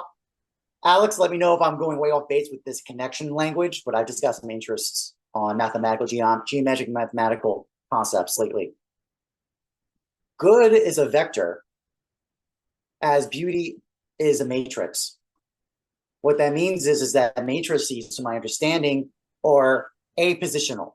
Oh, did I got a thumbs up? Did I map right? Yeah, that's what I'm talking about. Yes, love bridges. I love crossing bridges and connected. Good. All right, Daniel, your points are all totally accurate, but that's like my summary note. Kind of quick note. I'll let Alex jump in on that point but everything else, Daniel, you're saying I totally agree with. Yeah, and I guess I did also make a point of the idea that this very problem that Mr. Ebert, Alex is pointing out, and then Alex, please do jump in and say anything at all that you want to, or Aspasi, or Sam, Dimitri, anyone. In Belonging Again, I end up saying river hole, children, lack, beauty, this kind of movement, right? Because the word beauty can become stagnant and not in people's minds not be referring to what we're referring to if it's not destabilized in the text. And it makes me think of the 99 names. It makes me of Allah. It makes me think of metaphors and like how religions had this kind of sense that referring to something like God required a certain movement of the terminology, or else you would get in trouble. And that had to never end. And for me, the reason why I should note this, there's I mentioned him randomly, Austin Farah. In my opinion, what Austin Farah was trying to do is have language itself be seen as a Gödel Gestalt. That language, I think Kipsky and all the language philosophers, I think Wittgenstein at the end of his life is getting at that, is that language must itself be a Gödel Gestalt. So a term that has come up is I've been saying Gödel Gestalt. Gigi, I had a grandmother named Gigi, so maybe it's in honor of her, I'm not sure. So a Gödel Gestalt, like the Gestalt is that of which entails a point of incompleteness, of which is incomplete with the ion in parentheses, that is the possibility of sublation if one is prepared for the encounter, etc., etc., etc.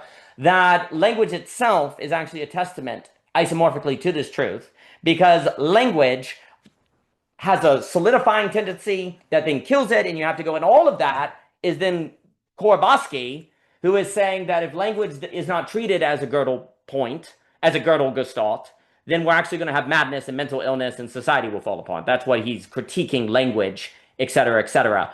I'll ask Alex if he has anything for Jockin, because I jumped in, and then I'll give it to you, Dimitri. Alex, do you have anything to say at all? Yeah, I don't know, Jockin, if you heard the last thing I said. I think you were still on when I basically I'm going to go outside here for a second. There's a couple points that I wanted to make to you that I made to Daniel.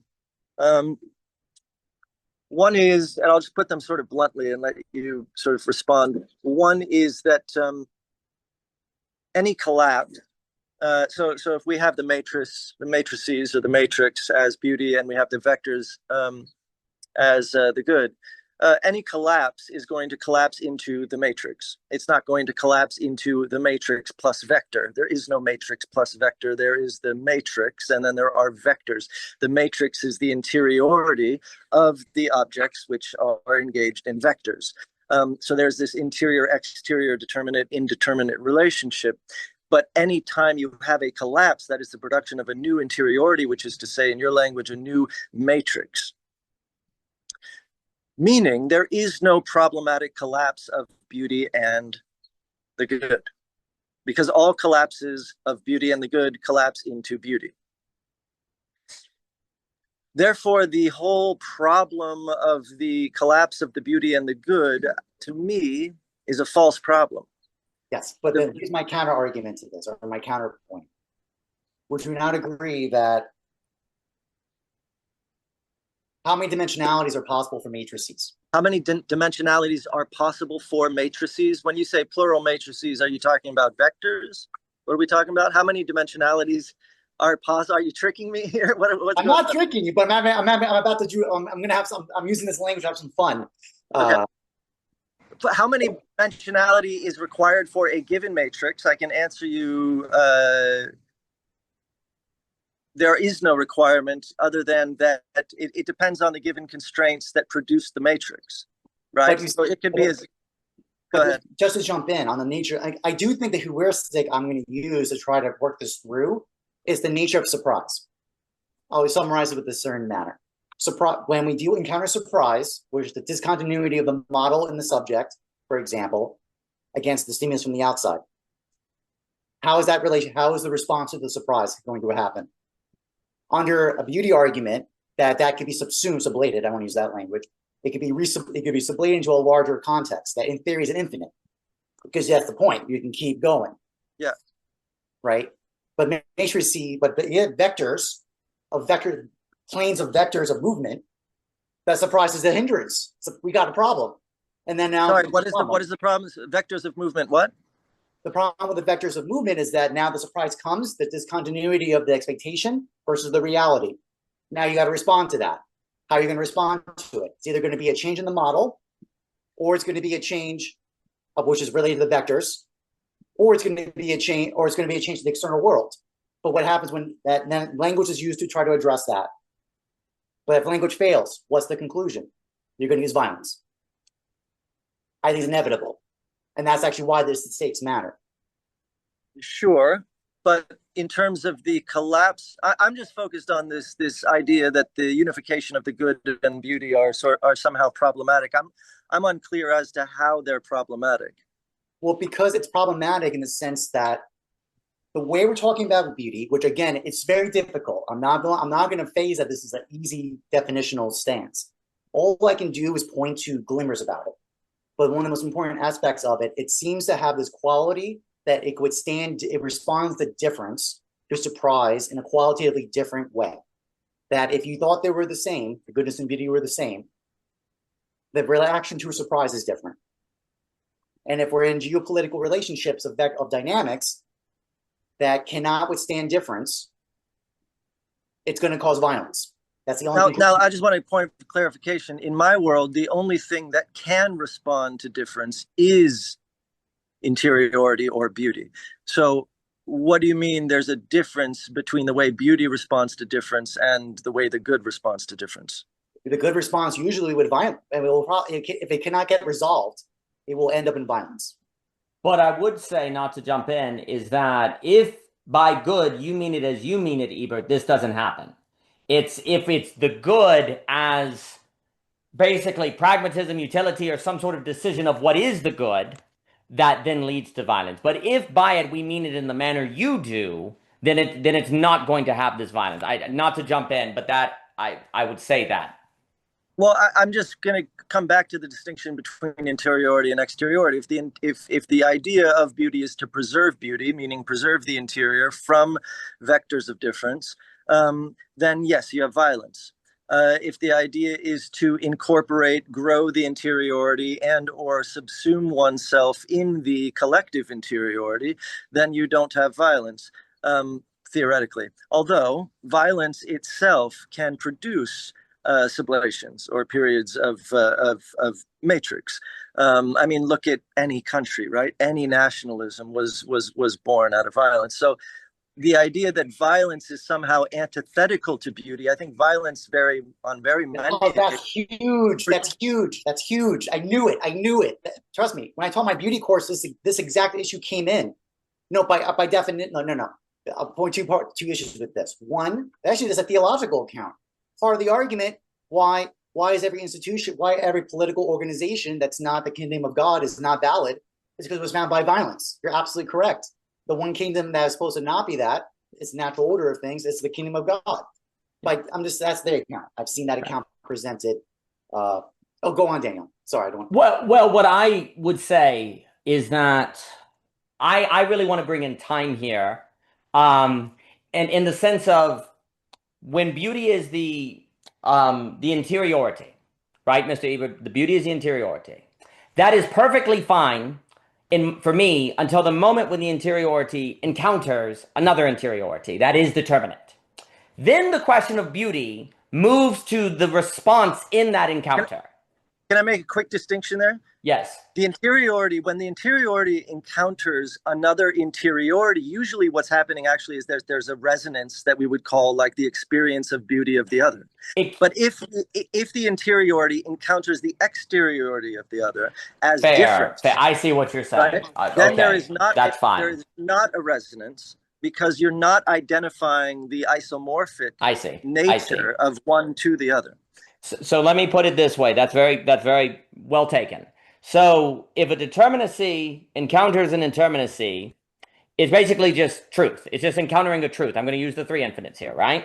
If a determinacy encounters an indeterminacy,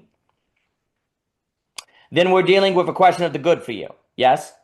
If a determinacy encounters an indeterminacy, that's in the realm of kind of questions of the good, where the beautiful is when an indeterminacy kind of resonates. Let me make this really, really, really clear, actually, like from a cognitive science standpoint. If an indeterminacy, meaning the subject or the matrices on the interior of the subject, encounters an object, encounters a determinant, that is surprise, period. Because surprise is defined by those objects which have not yet been incorporated into the matrix subject. So once the subject incorporates the object, now that object is a second order object. It has been schematized by the subject, incorporated into the matrices of the interiority. And then from then on, anytime that subject encounters the object, there is no longer surprise. It is an assimilative process because you've already encountered and incorporated and integrated that object. So it is effectively subject. Every time you encounter, and it's a pre-assimilated, accommodated object, you are encountering an extension of your own interiority. It's when you encounter vectors of difference or objects that always constitutes surprise. So for us, beauty is the description or pointing to a state of ever schematization. You are ever schematizing. Yeah. That is the beautiful. And that's what we mean. Yes. Would that be fair for you? Yep. Okay. Absolutely. Knowledge acquisition is the beautiful. Schematization, all of those things. Yeah. So basically for us, the political and the social question is the possibility of creating the conditions of possibility for the incubation and spread and training of individuals to stay in a state of ever schematization. It may be impossible. It might be possible. We don't know. We'll find out. And if it doesn't work, we can always go to the porch, and we had a great freaking time. So everyone's invited. Please. There's a layer of complexity here, which is that you can schematize something as a determinate bad. So I can schematize an object and be like, oh, black person, bad, right? So that is a schematization where I have incorporated them, and I know precisely, I give them a valence and I schematize them, and every time I encounter that object, they are bad. So it's not so simple as simply saying that the beauty is schematization, but yes, but there's something there, and maybe that's the rub. So what I would say, and I'm going to put words in Mr. Jockin's mouth and you can spit them out, is that actually the problem with perhaps an emphasis on the language of the good, not that the way you're using it is wrong, the way you are using it is not wrong, but an emphasis, or the way that most people understand the good, tilts them or makes them ready to do that very thing you just said in the process of the ever schematization. Whereas an emphasis on beauty, and this might be right or wrong, puts the focus of the subject on assuring the maintaining of the ever systemization, and that can help them avoid the temptation of declaring something being moved in that is determinate, saying it's good or bad, thus limiting the scope of the ever systemization. And that would be the risk of talking about the good, because most people, when they hear the word good, are thinking us versus them dynamics. And therefore, it's prone to end up black versus black bad, white good, etc., so forth. If, though, you mean the good in the manner of the good is the not doing that, you know, like maintaining the scope, the range of the ever systemization without it collapsing into chaos, if that is how you are saying that's good, then that's what we mean when we say that's beautiful.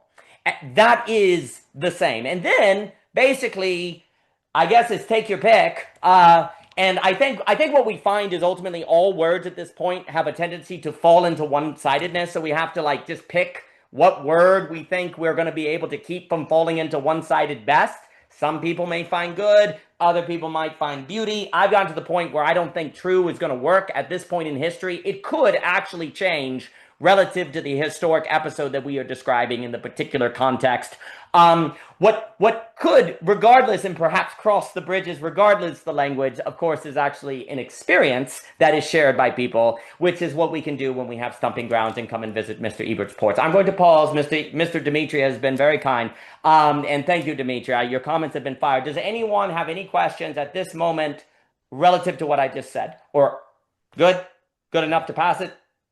I'll give it to Dimitri. Dimitri, thank you, sir. And thank you for being there on Tuesday with the Under the Wing. I really appreciated that, sir. Okay. Yeah. What can I say? Well, I really like Edgar Allan Poe.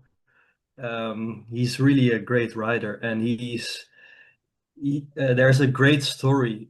I don't know if it's famous, but it's called The Imp of the Perverse. And it's about a man, and he's living his life, and then there's this little imp, and the imp is just telling him all the time to go for the most self-destructive behavior. So the man does it, and well, I'm gonna spoil it all to you. Basically, the man forgoes his self-interest because the imp of the perverse tells him to do it. And not Lacan, Kant ruled out the existence or the possibility of the existence of diabolical evil, of which the imp of the perverse would be a good example. So what is diabolical evil? You know, some people, they are assholes. We were talking in the comment section about children, and I remember very vividly when I was a child and I encountered other children. I'm talking about when I was like 5, and I was like abhorred because these children are so unrighteous. Today I can say that probably I was also an unrighteous kid, but really if you would ask me, I would say I'm really trying to be fair, but they took my toy without asking for it. That's like, you don't do that. But that's not evil. These children, even though they might be little bastards, narcissistic, that's not evil. That's not diabolical evil. So what Kant means with diabolical evil is it's evil that is self-serving in the sense that there is no interest at all anymore. It's like, imagine doing an evil act, not even out of spite, not because you get something out of it, but just because it's evil. And then the next step is, imagine doing this and you are the one who is going to be a victim of it, but still, you are going to be fucking evil. Everyone's like, what the fuck? And there's actually, it's a great motive. It works wonderful in films, in literature, this type of diabolical evil. Anyhow, for Kant, this doesn't exist. That's very curious. Why would Kant rule out the existence of such a thing? Well, as other people have been saying, I'm bringing nothing to the conversation. Is that, it's not me doing that. I'm just kind of letting these people speak through me. Because as soon as Kant says diabolical evil exists, there's no real way to distinguish it from the good. Because what is good? What is good? Is it good if you get something out of it? Well, that's pathological for Kant.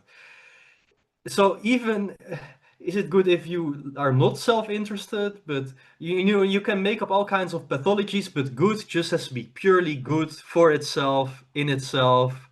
No strings attached. Good is good. But as the story goes, this is indistinguishable from diabolical evil. So that's for the good. I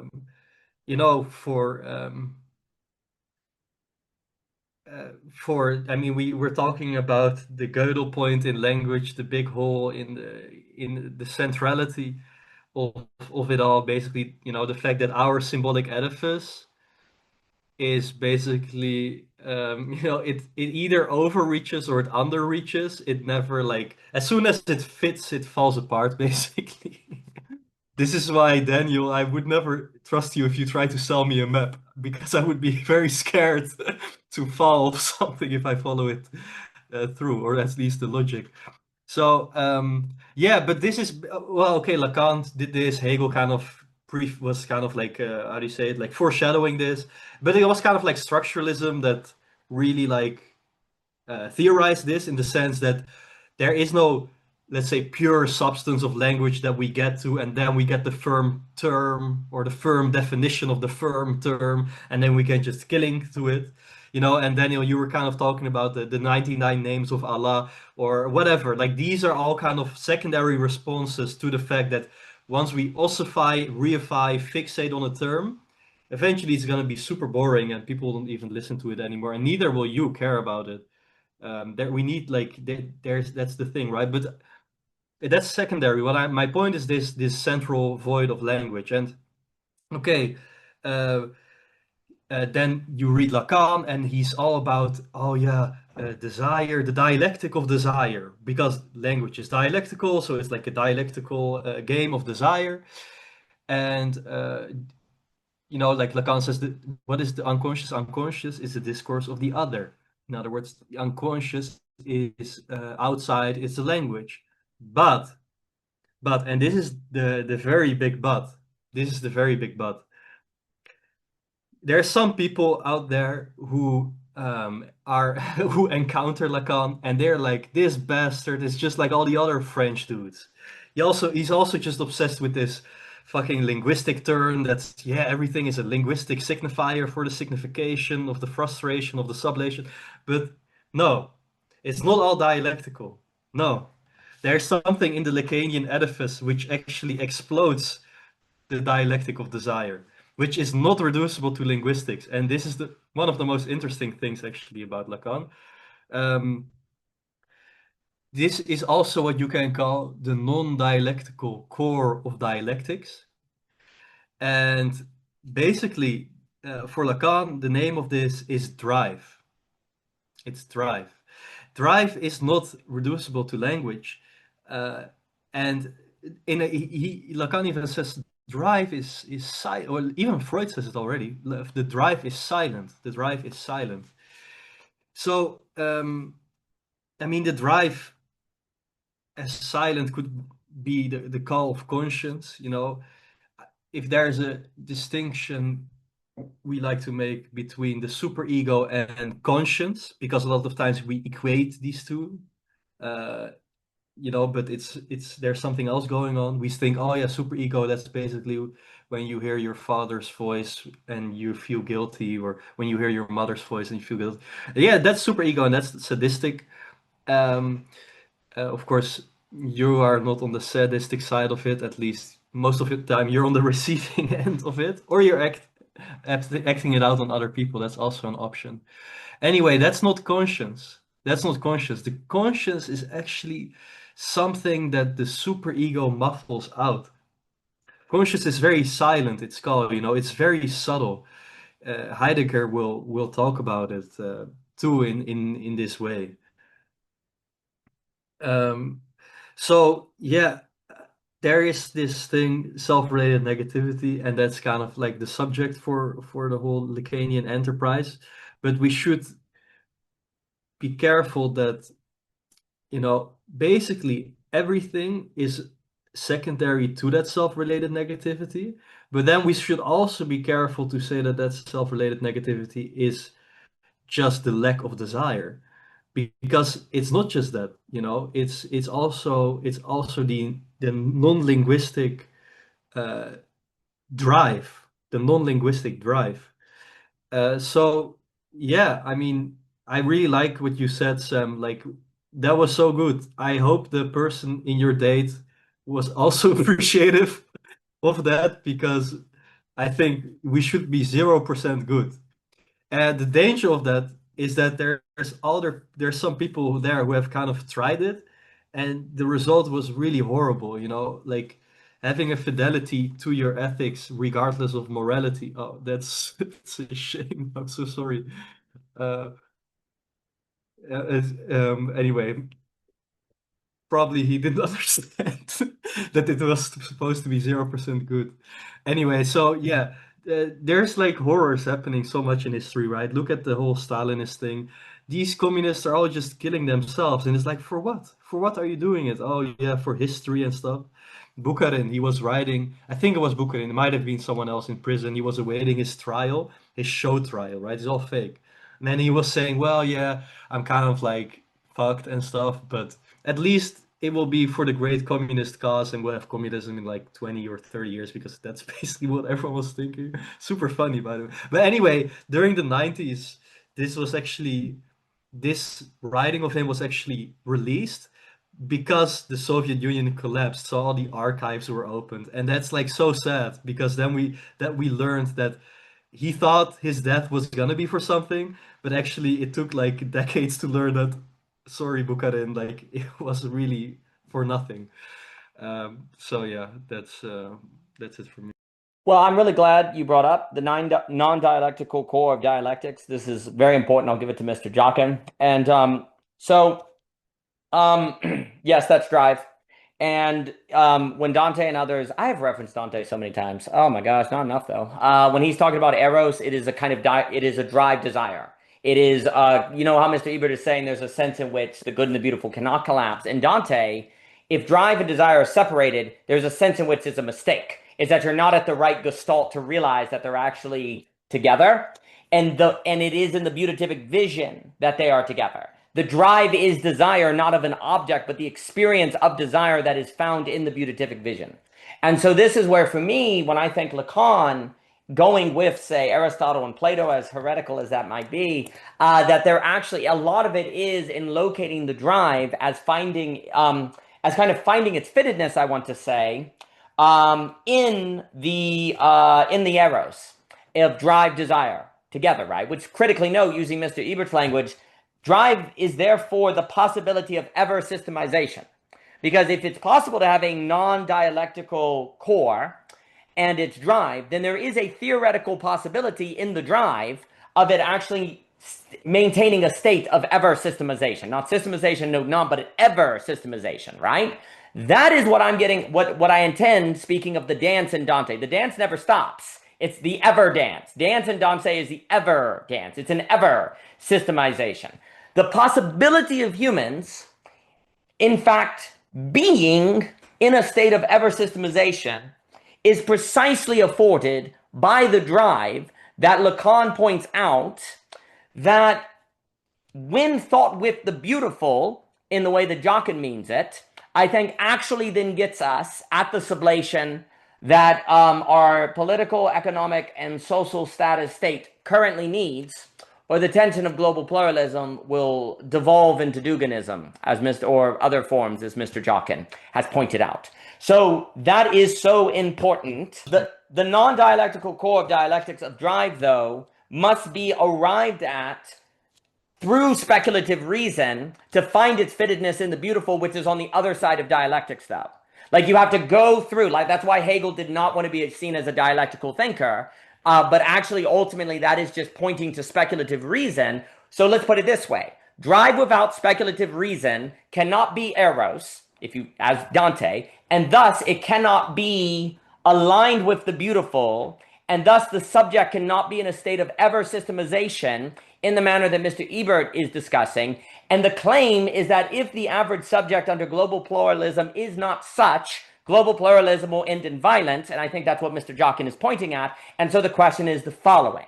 What are the kinds of school? What is the kind of government? What is the kind of market? What is the kind of use of the internet of which will facilitate that kind of character at great enough of a spread so that the 80-20 rule, for example, or critical mass is hit, that you will thus have significant political transformation of which may actually afford us something that looks like human beings actually being human.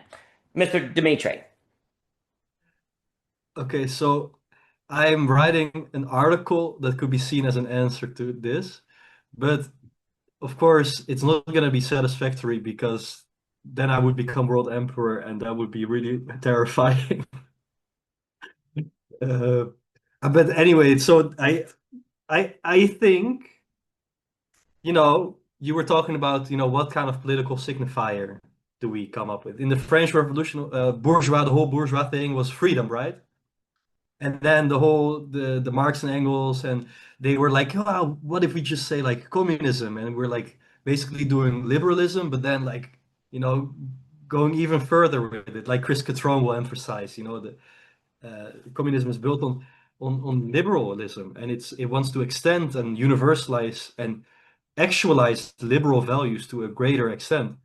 But there's another word which I really like, that I kind of discovered like years ago, but I just like last few weeks I've been going to it. It's called communization. Communization. Maybe you've heard about it. There's different thinkers who have been working on it. I'm writing about this, so I think I mean, of course, we can't give an answer. We can't give an answer to this, but I feel like go to a communist, ask this question, and they will say, "Yeah, world communism, Daniel. That's it." But then I presume you would ask something like, "Okay, but how do we then get there?" And then they would say, "Dictatorship of the proletariat." Then we go to socialism, and then we go to communism. And then you're like, okay, but for me, when I hear this, I'm like, okay, so basically you want political power to do something else so that maybe in the future we can do that. And like, I don't really trust that. I just don't really trust that. So I think communization is actually, the theory of communization is communist. Yes, I'm a projection screen right now, but at the same time, it gets rid of the idea of class consciousness. It gets rid of the idea of the dictatorship of the proletariat. It gets rid of the idea of socialism. it gets rid of all of this. It looks very closely to what Marx has been writing on the value form, and it thinks that, well, actually, if we actually want to go beyond capitalism, it's so farcical even for me to mention it. But if we actually want to do that, we need to like install communist measures that of themselves are the production of communism by immediately abolishing the value form and having social organizations of labor that are not constituted by the value form and that do not constitute the value form. How do we do that? I have no idea, but I do kind of like not like the whole notion of class consciousness or any kind of consciousness is so ridiculous to me because we're all so confused. Like we have no idea what the fuck is happening. So I think this, like I was recently, I read on this leftist website, yeah, we are we are the class conscious people of the country, and I'm like, wait, you guys, what do you guys mean? Like I can see you guys don't know what's up, like and neither do I, right? But I think the so what's the problem with that? I think the communists that believe in class consciousness, they say, guys, if we all come together and get the right type of ahistorical consciousness, and if we all just apply that at the same time on our historical moment and get together, we have like a basis of unity, and they start being auto-cannibalistic, like you've talked about, right? So we can't have unity based on imaginary identification of some kind of idea like consciousness or something. I could Yeah. not agree more. Everything you just said is why Marxism has gotten into massive trouble. You said it very well. Class consciousness, proletariat, all these things are silly. And actually, you know, you'll hear me sometimes talk about communitarianism. Jonathan Rauch talks about other political thinkers. I think communitarianism is a kind of non-state communism with the good of communism, but also tries not to identify with it because it's a signifier that has too much baggage, but it's pointing at this possibility of basically federalism, but on a local level. Because ultimately, the argument is that when you, let's put it this way, the form of Marxism, and then Jockin, I'll give it to you, know, I think I'll give it to you, or I'll keep talking with her, but this is so important. Marxism that emphasizes class consciousness seems to inevitably end up in state Marxism, which is then going to defeat the entire thing. That's not going to work. I'm happy to go into arguments about that, but if you end up in state communism, you're going to have violence in the way Jockin is mentioning, right? So if communism is to have any good to it, it has to avoid becoming state communism, which in my opinion, the moment you start talking about all the stuff you were saying, Dimitri, the trajectory is there and it's going to go that way. So that's not going to work. But if we were to locate it to say something very provocative on talking about the value form and the abolishment of the value form, but there's also a problem there because who decides how to abolish it and all of that, right? You get tyranny there. So what I want to do is create the conditions of possibility for value form competition, because right now there is not the possibility of value form competition. There is only pricing competition and resource competition. We are not able to have value form competition because I think a mistake can be in Marx is the suggestion that the value form must only take the commodity form. I think the value form can take many forms. And therefore, we need to create social conditions. The problem is we have pluralism without value form pluralism. If we had pluralism with value form pluralism and then an infrastructure to contain that, to create the intersections that make the ever systemization of the beautiful in the way to bring in Mr. Ebert with what we've been saying, now we are looking at a way to move toward a world communism that is not naive state communism, but a kind of global communitarianism that is nevertheless still global as opposed to a local retreat, as we'll see in like Amish or different things, although I have great respect for the Amish. But we have to have value form competition. And basically, I think the social coordination mechanism is the means of the possibility of value form competition that can then dialectically relate with the pricing mechanism of Hayek to open up speculative possibilities of a global communitarianism, of which I believe we are starting here. But let me give it to Mr. Jockin and then Dimitri. Jockin, please. Woo! Man, the conceptual layering and stacking is out of control today. Okay, excellent stuff. I'm definitely in full mental awareness mode to kind of keep everything together. With that said, it was the porch. Outstanding. Okay. I want to posit something me, Javier, and Michelle were talking about starting this morning that I want to add to this equation or discuss through.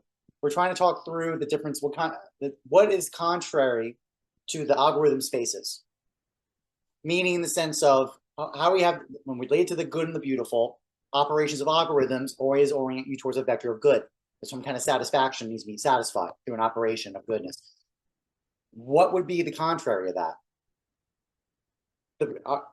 The coinage I offered to the group, playing with Daniel on your distinction of algorithm to geometry, to build on that was what Javi has put in the chat called geopadia.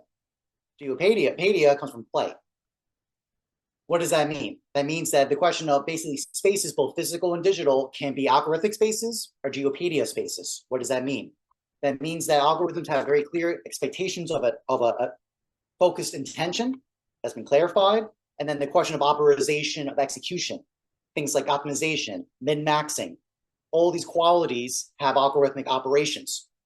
This is why spaces that use them generally are very dehumanizing, because that's not humans. We don't work that way. We're geopadia. Geopadia kind of entities or spaces have this element of you don't know what the outcome is. You kind of come in with a certain readiness of state condition so that you can encounter surprise and build off and iterate in a way that was not predefined from the beginning. The net is clearly one of those examples. It's one of my exemplar points. Also, I know this from contrasting this experience, unless anyone here did in the philosophy class, let's contrast this experience to the philosophy classroom. You see the huge difference between the two. There's a huge qualitative difference because the relationship of goodness versus beauty is being operated on differently here.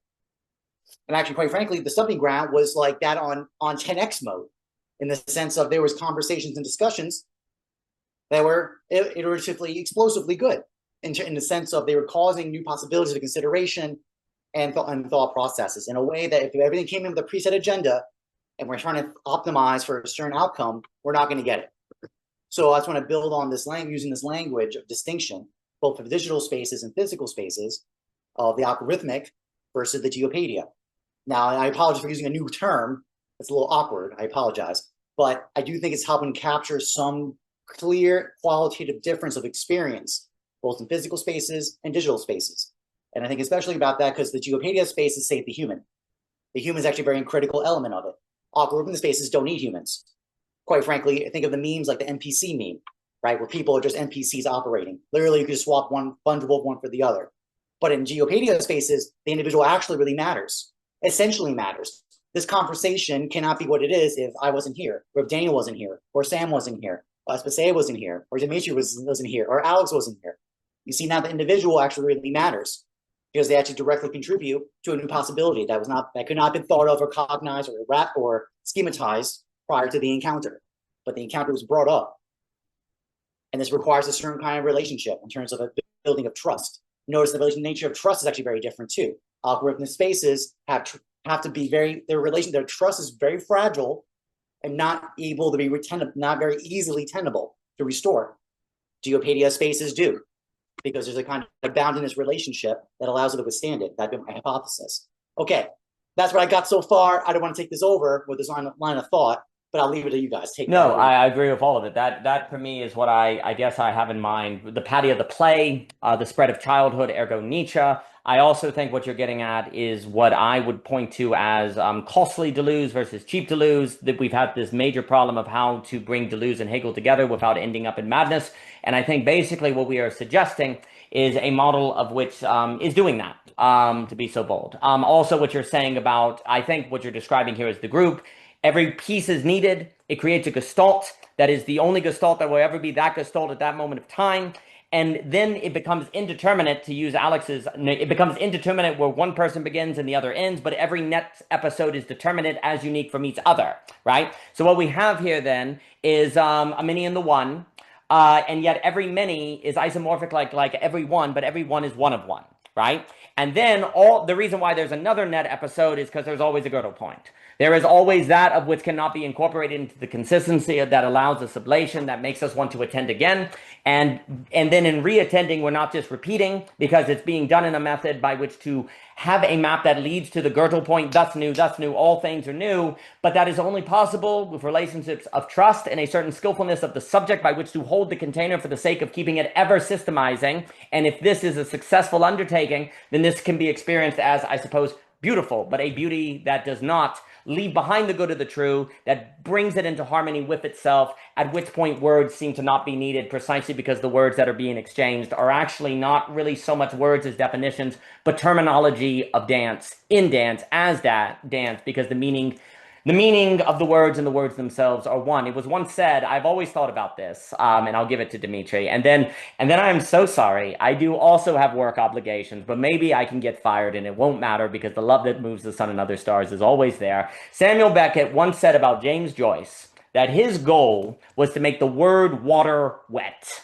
His goal was to make the word dance dance. That Finnegan's Wake is a whole testament to an effort to close the divide between the signifier and signified, and to find a way to make language be that which it was about without being nonsense, and in fact an opening for a new kind of literature, a new kind of interaction, a new kind of art, by which the human might actually realize conviviality versus manipulation, childhood in the Nietzschean sense, absolute knowing, delusion delusion in a manner that is harmonious to the beatific vision of Dante. This was apparently the dream of Mr. Joyce. I do not think he succeeds, but I do think he is a stone that paves the way. I believe in spaces like this, we are indeed trying to make the word water wet, and that the use of language of which is being practiced here is in fact that of which makes the language the steps of a dance, not simply terms of definitions, but terms of invitations, of which in entering into that invitation, a certain engagement with the other, a certain social relation, that the word, that one can be experienced in that dance where words are themselves the things to which they refer, because the line between the speaking and the being is one. That is what the word friendship longs to refer to. And I think we have the conditions of possibility by which to have that term be used rightly. Dimitri. Yeah, uh, I remember I asked Zizek this question. I I his answer was so disappointing. But I was asking him the question, he says that the Holy Spirit is like it's impossible without an obscene partial object. And then I asked the most ridiculous question. I asked him, okay, but is this obscene partial object, is it hysterical or is it perverted? And of course, he gives me the most boring answer. He says it's hysterical. But I don't even think he did. He said, like a moment afterwards, he said to me, I didn't understand what you were saying. And like, I think because I don't really understand what he was saying. But the thing is, like whatever you do in this life, it's like you get these moments of hysteria, right? But it's like unsustainable. Like when I was first watching these Judy Resch videos, I was like, oh my God, she's so wonderful. She's like saying something that nobody dares, exploding the coordinates of the discourse. That's hysterical truth. And then, I mean, it's like I used to be in communist activism for years and years. Like I was really one of those people. But like at first, it's like, yeah, it's true. All this class society, all that kind of imperialism, like it's true. And of course, we get hysterical. Of course, if you're a teenager and you don't feel like you have a reason to live, and you finally encounter some idea, like, oh God. And it seems very true because, it is all very unequal, and Marx did make a lot of points. And um, but yeah, the whole thing with this hysteria is that it always inevitably lapses back into perversion, right? Like this is why there's, communists who are totally right in their critique, but then they're just propagandizing it. You can see, well, you are not dealing with your personal or family issues, or this, and I I'm for Freud, one of the definitions of the unconscious is fixation, and fixation is perversion. So hysteria is a kind of loosening up, but it's the most horrible type of loosening up, right? Because it's like you feel like crying, but you can't cry, or you exploding crying, but you're not allowed to, or you feel guilty for feeling bad, right? And then it's like, it's just like you don't even know anything anymore. And there's so much truth to that, but I yeah, it's like I feel like one's philosophy stays real if one tries to be somehow in connection to that and to those moments in our lives, where everything kind of falls apart, and with that, it kind of forces us to release whatever we've been claiming about ourselves, right? Because we don't really get coordinates. Like we are dislodged. We are like um, yeah, we can't really stand well on our feet. So yeah, I think a lot of time, we have different conceptions about time and how to go become very efficient with time. But a lot of times, I think it's great to like tear yourself out of some context and just drop yourself into something totally alien, because that's when you notice that when you like. Okay, let me put it like this. So I was a communist, right, for a very long time. Then when COVID hit, I kind of started reflecting, and I was like, wait, you guys all pretend that you kind of have like these political ideas based on some guarantee of history or whatever, but you're like bullshitting and stuff. So for years, I kind of like was like, okay, I'm reading political stuff, but I'm not gonna say anything about it. And in a way, I'm kind of like radicalizing again because a lot of things that are happening around me, and yeah, and personally as well as politically, we can all guess what that is. But I feel like going out of that for years and then re-entering that context, I can see so many things that people who are just inside of that realm can't see. But I still find, the let's say Marxism as a way to analyze capital very, very thorough and like very valuable. It's very easy to say, that Marx stuff is no, it's like that stuff, like what he did was something so special. And Marx was read as an economist. That's the worst thing. Like he should not be read as an economist. Marx was it's like they didn't even read the subtitle of his Capital was a critique of political economy, right? It was a critique of of economy as a discipline. That's the whole point. It's like, and because why? Because economics has to suppress something. It has to suppress its own Gödel point to function in the first place. And Freud and Lacan and Hegel and like whatever, Plato, like so many great thinkers. Like I love Parmenides. I recently reread it. I think that's my favorite text, maybe, especially the part that Parmenides is like taking the piss out of Socrates and asking, "Oh, you think there's a form of mud too? Well, you don't really know because you're like too scared to say because you're too young to you care too much about what others think." I like that kind of stuff where Plato is joking around. But yeah, that's it. That's it for me. That's just a quick note, and then I'll pass it to Alex. And if anyone has any final things to say, and you said something very important to me too there on Hysteria that I'll discuss, but I'll give it to Alex. But yeah, like that idea of being scared to say, like I think many communism, capitalism, conservatism, liberalism is full of people scared to say this, that, or the other, and thus the thing dies. Because where courage cannot be found, you will not find life. But let me give it to Alex. Alex. Interesting that hysteresis. When I first started talking, I was telling you about hysteresis. Is basically the first aspect of memory that we can identify in even inorganic materials, like when magnets are disconnected, they will retain a residual effective memory of the other magnet beyond the decoupling. It's fascinating. Anyway, that's the premise in the brain with explosive synchronization. What I was going to say, while Javi's on the line, I've brought up during this group chat a number of times, why are we talking? Why are we talking? Why are we here? Why do we keep doing it? What's the thing? Why? Friends. Right. Became the friends thing. We had a theme song. And never has that been more apparent than on IDW when Javier, and since he can't speak, I'm going to take advantage and just speak for him, pounced on me in IDW because I was talking shit about Plato, right? And I wasn't, I just, I was ready for this. Like, I want to have this conversation. I love having this interaction with Jockin. I think we should honestly maybe at some point do a podcast about this sort of like Platonic sort of Hegelian intersection. But anyway, pounced on me because I was not grokking Luber. And then I said, he said, I utterly didn't understand it, and using like, flowery language to describe my lack of competence.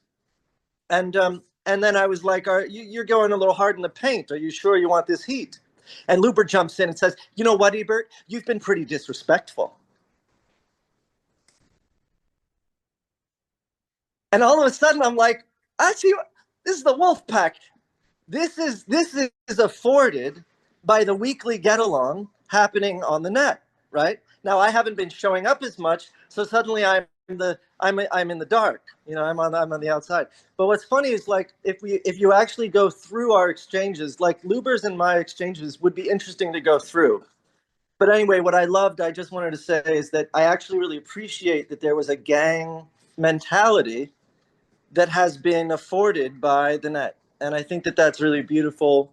And I think it speaks to the reason why everybody keeps coming back, because there is a kind of friendship being generated. And if anything was proof of that pudding, it was that. So anyway, cheers, and until next time. There will be no ganging up on you on the porch. All right, that's not going to happen. There's going to be circling.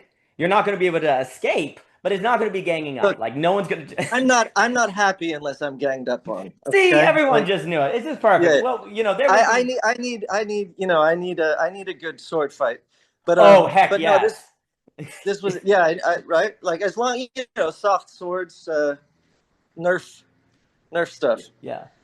Anyway, I love. Cool. Well, thank you, Ebert. And I do warn you, if Jockin is swinging the sword, it is not soft.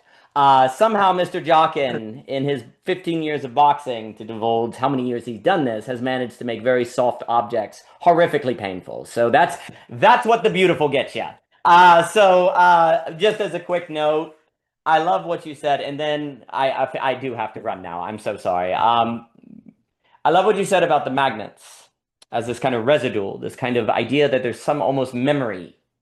Because I do, in a way, think that might suggest the kind of structure we are kind of creating, in a sense, at the net and in these communities that is providing a certain order, but it's not an order that's from the top down of a tyrant. It's found in memory, in a way.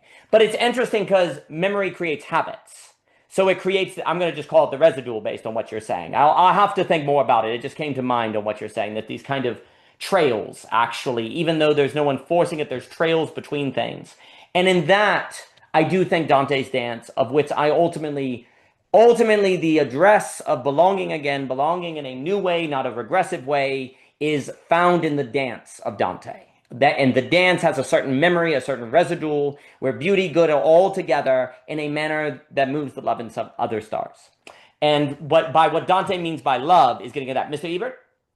I was just going to say, another great way to think about residual is just inertia, that there's something about, and again, this comes to the collapse. When we have a great net session or something, it collapses, yes, and it forms like an indeterminate, whoa, we did it, we arrived. And as Luber was saying, we achieved, we exceeded the threshold of a given trajectory. And so there's a collapse, an object forms. It becomes inert. It's inert, but because it's inert, it has inertia, and sometimes it carries forth as this inert feeling with inertia beyond the circumstances which generated it. And that's the beautiful thing about reaching those little climax moments.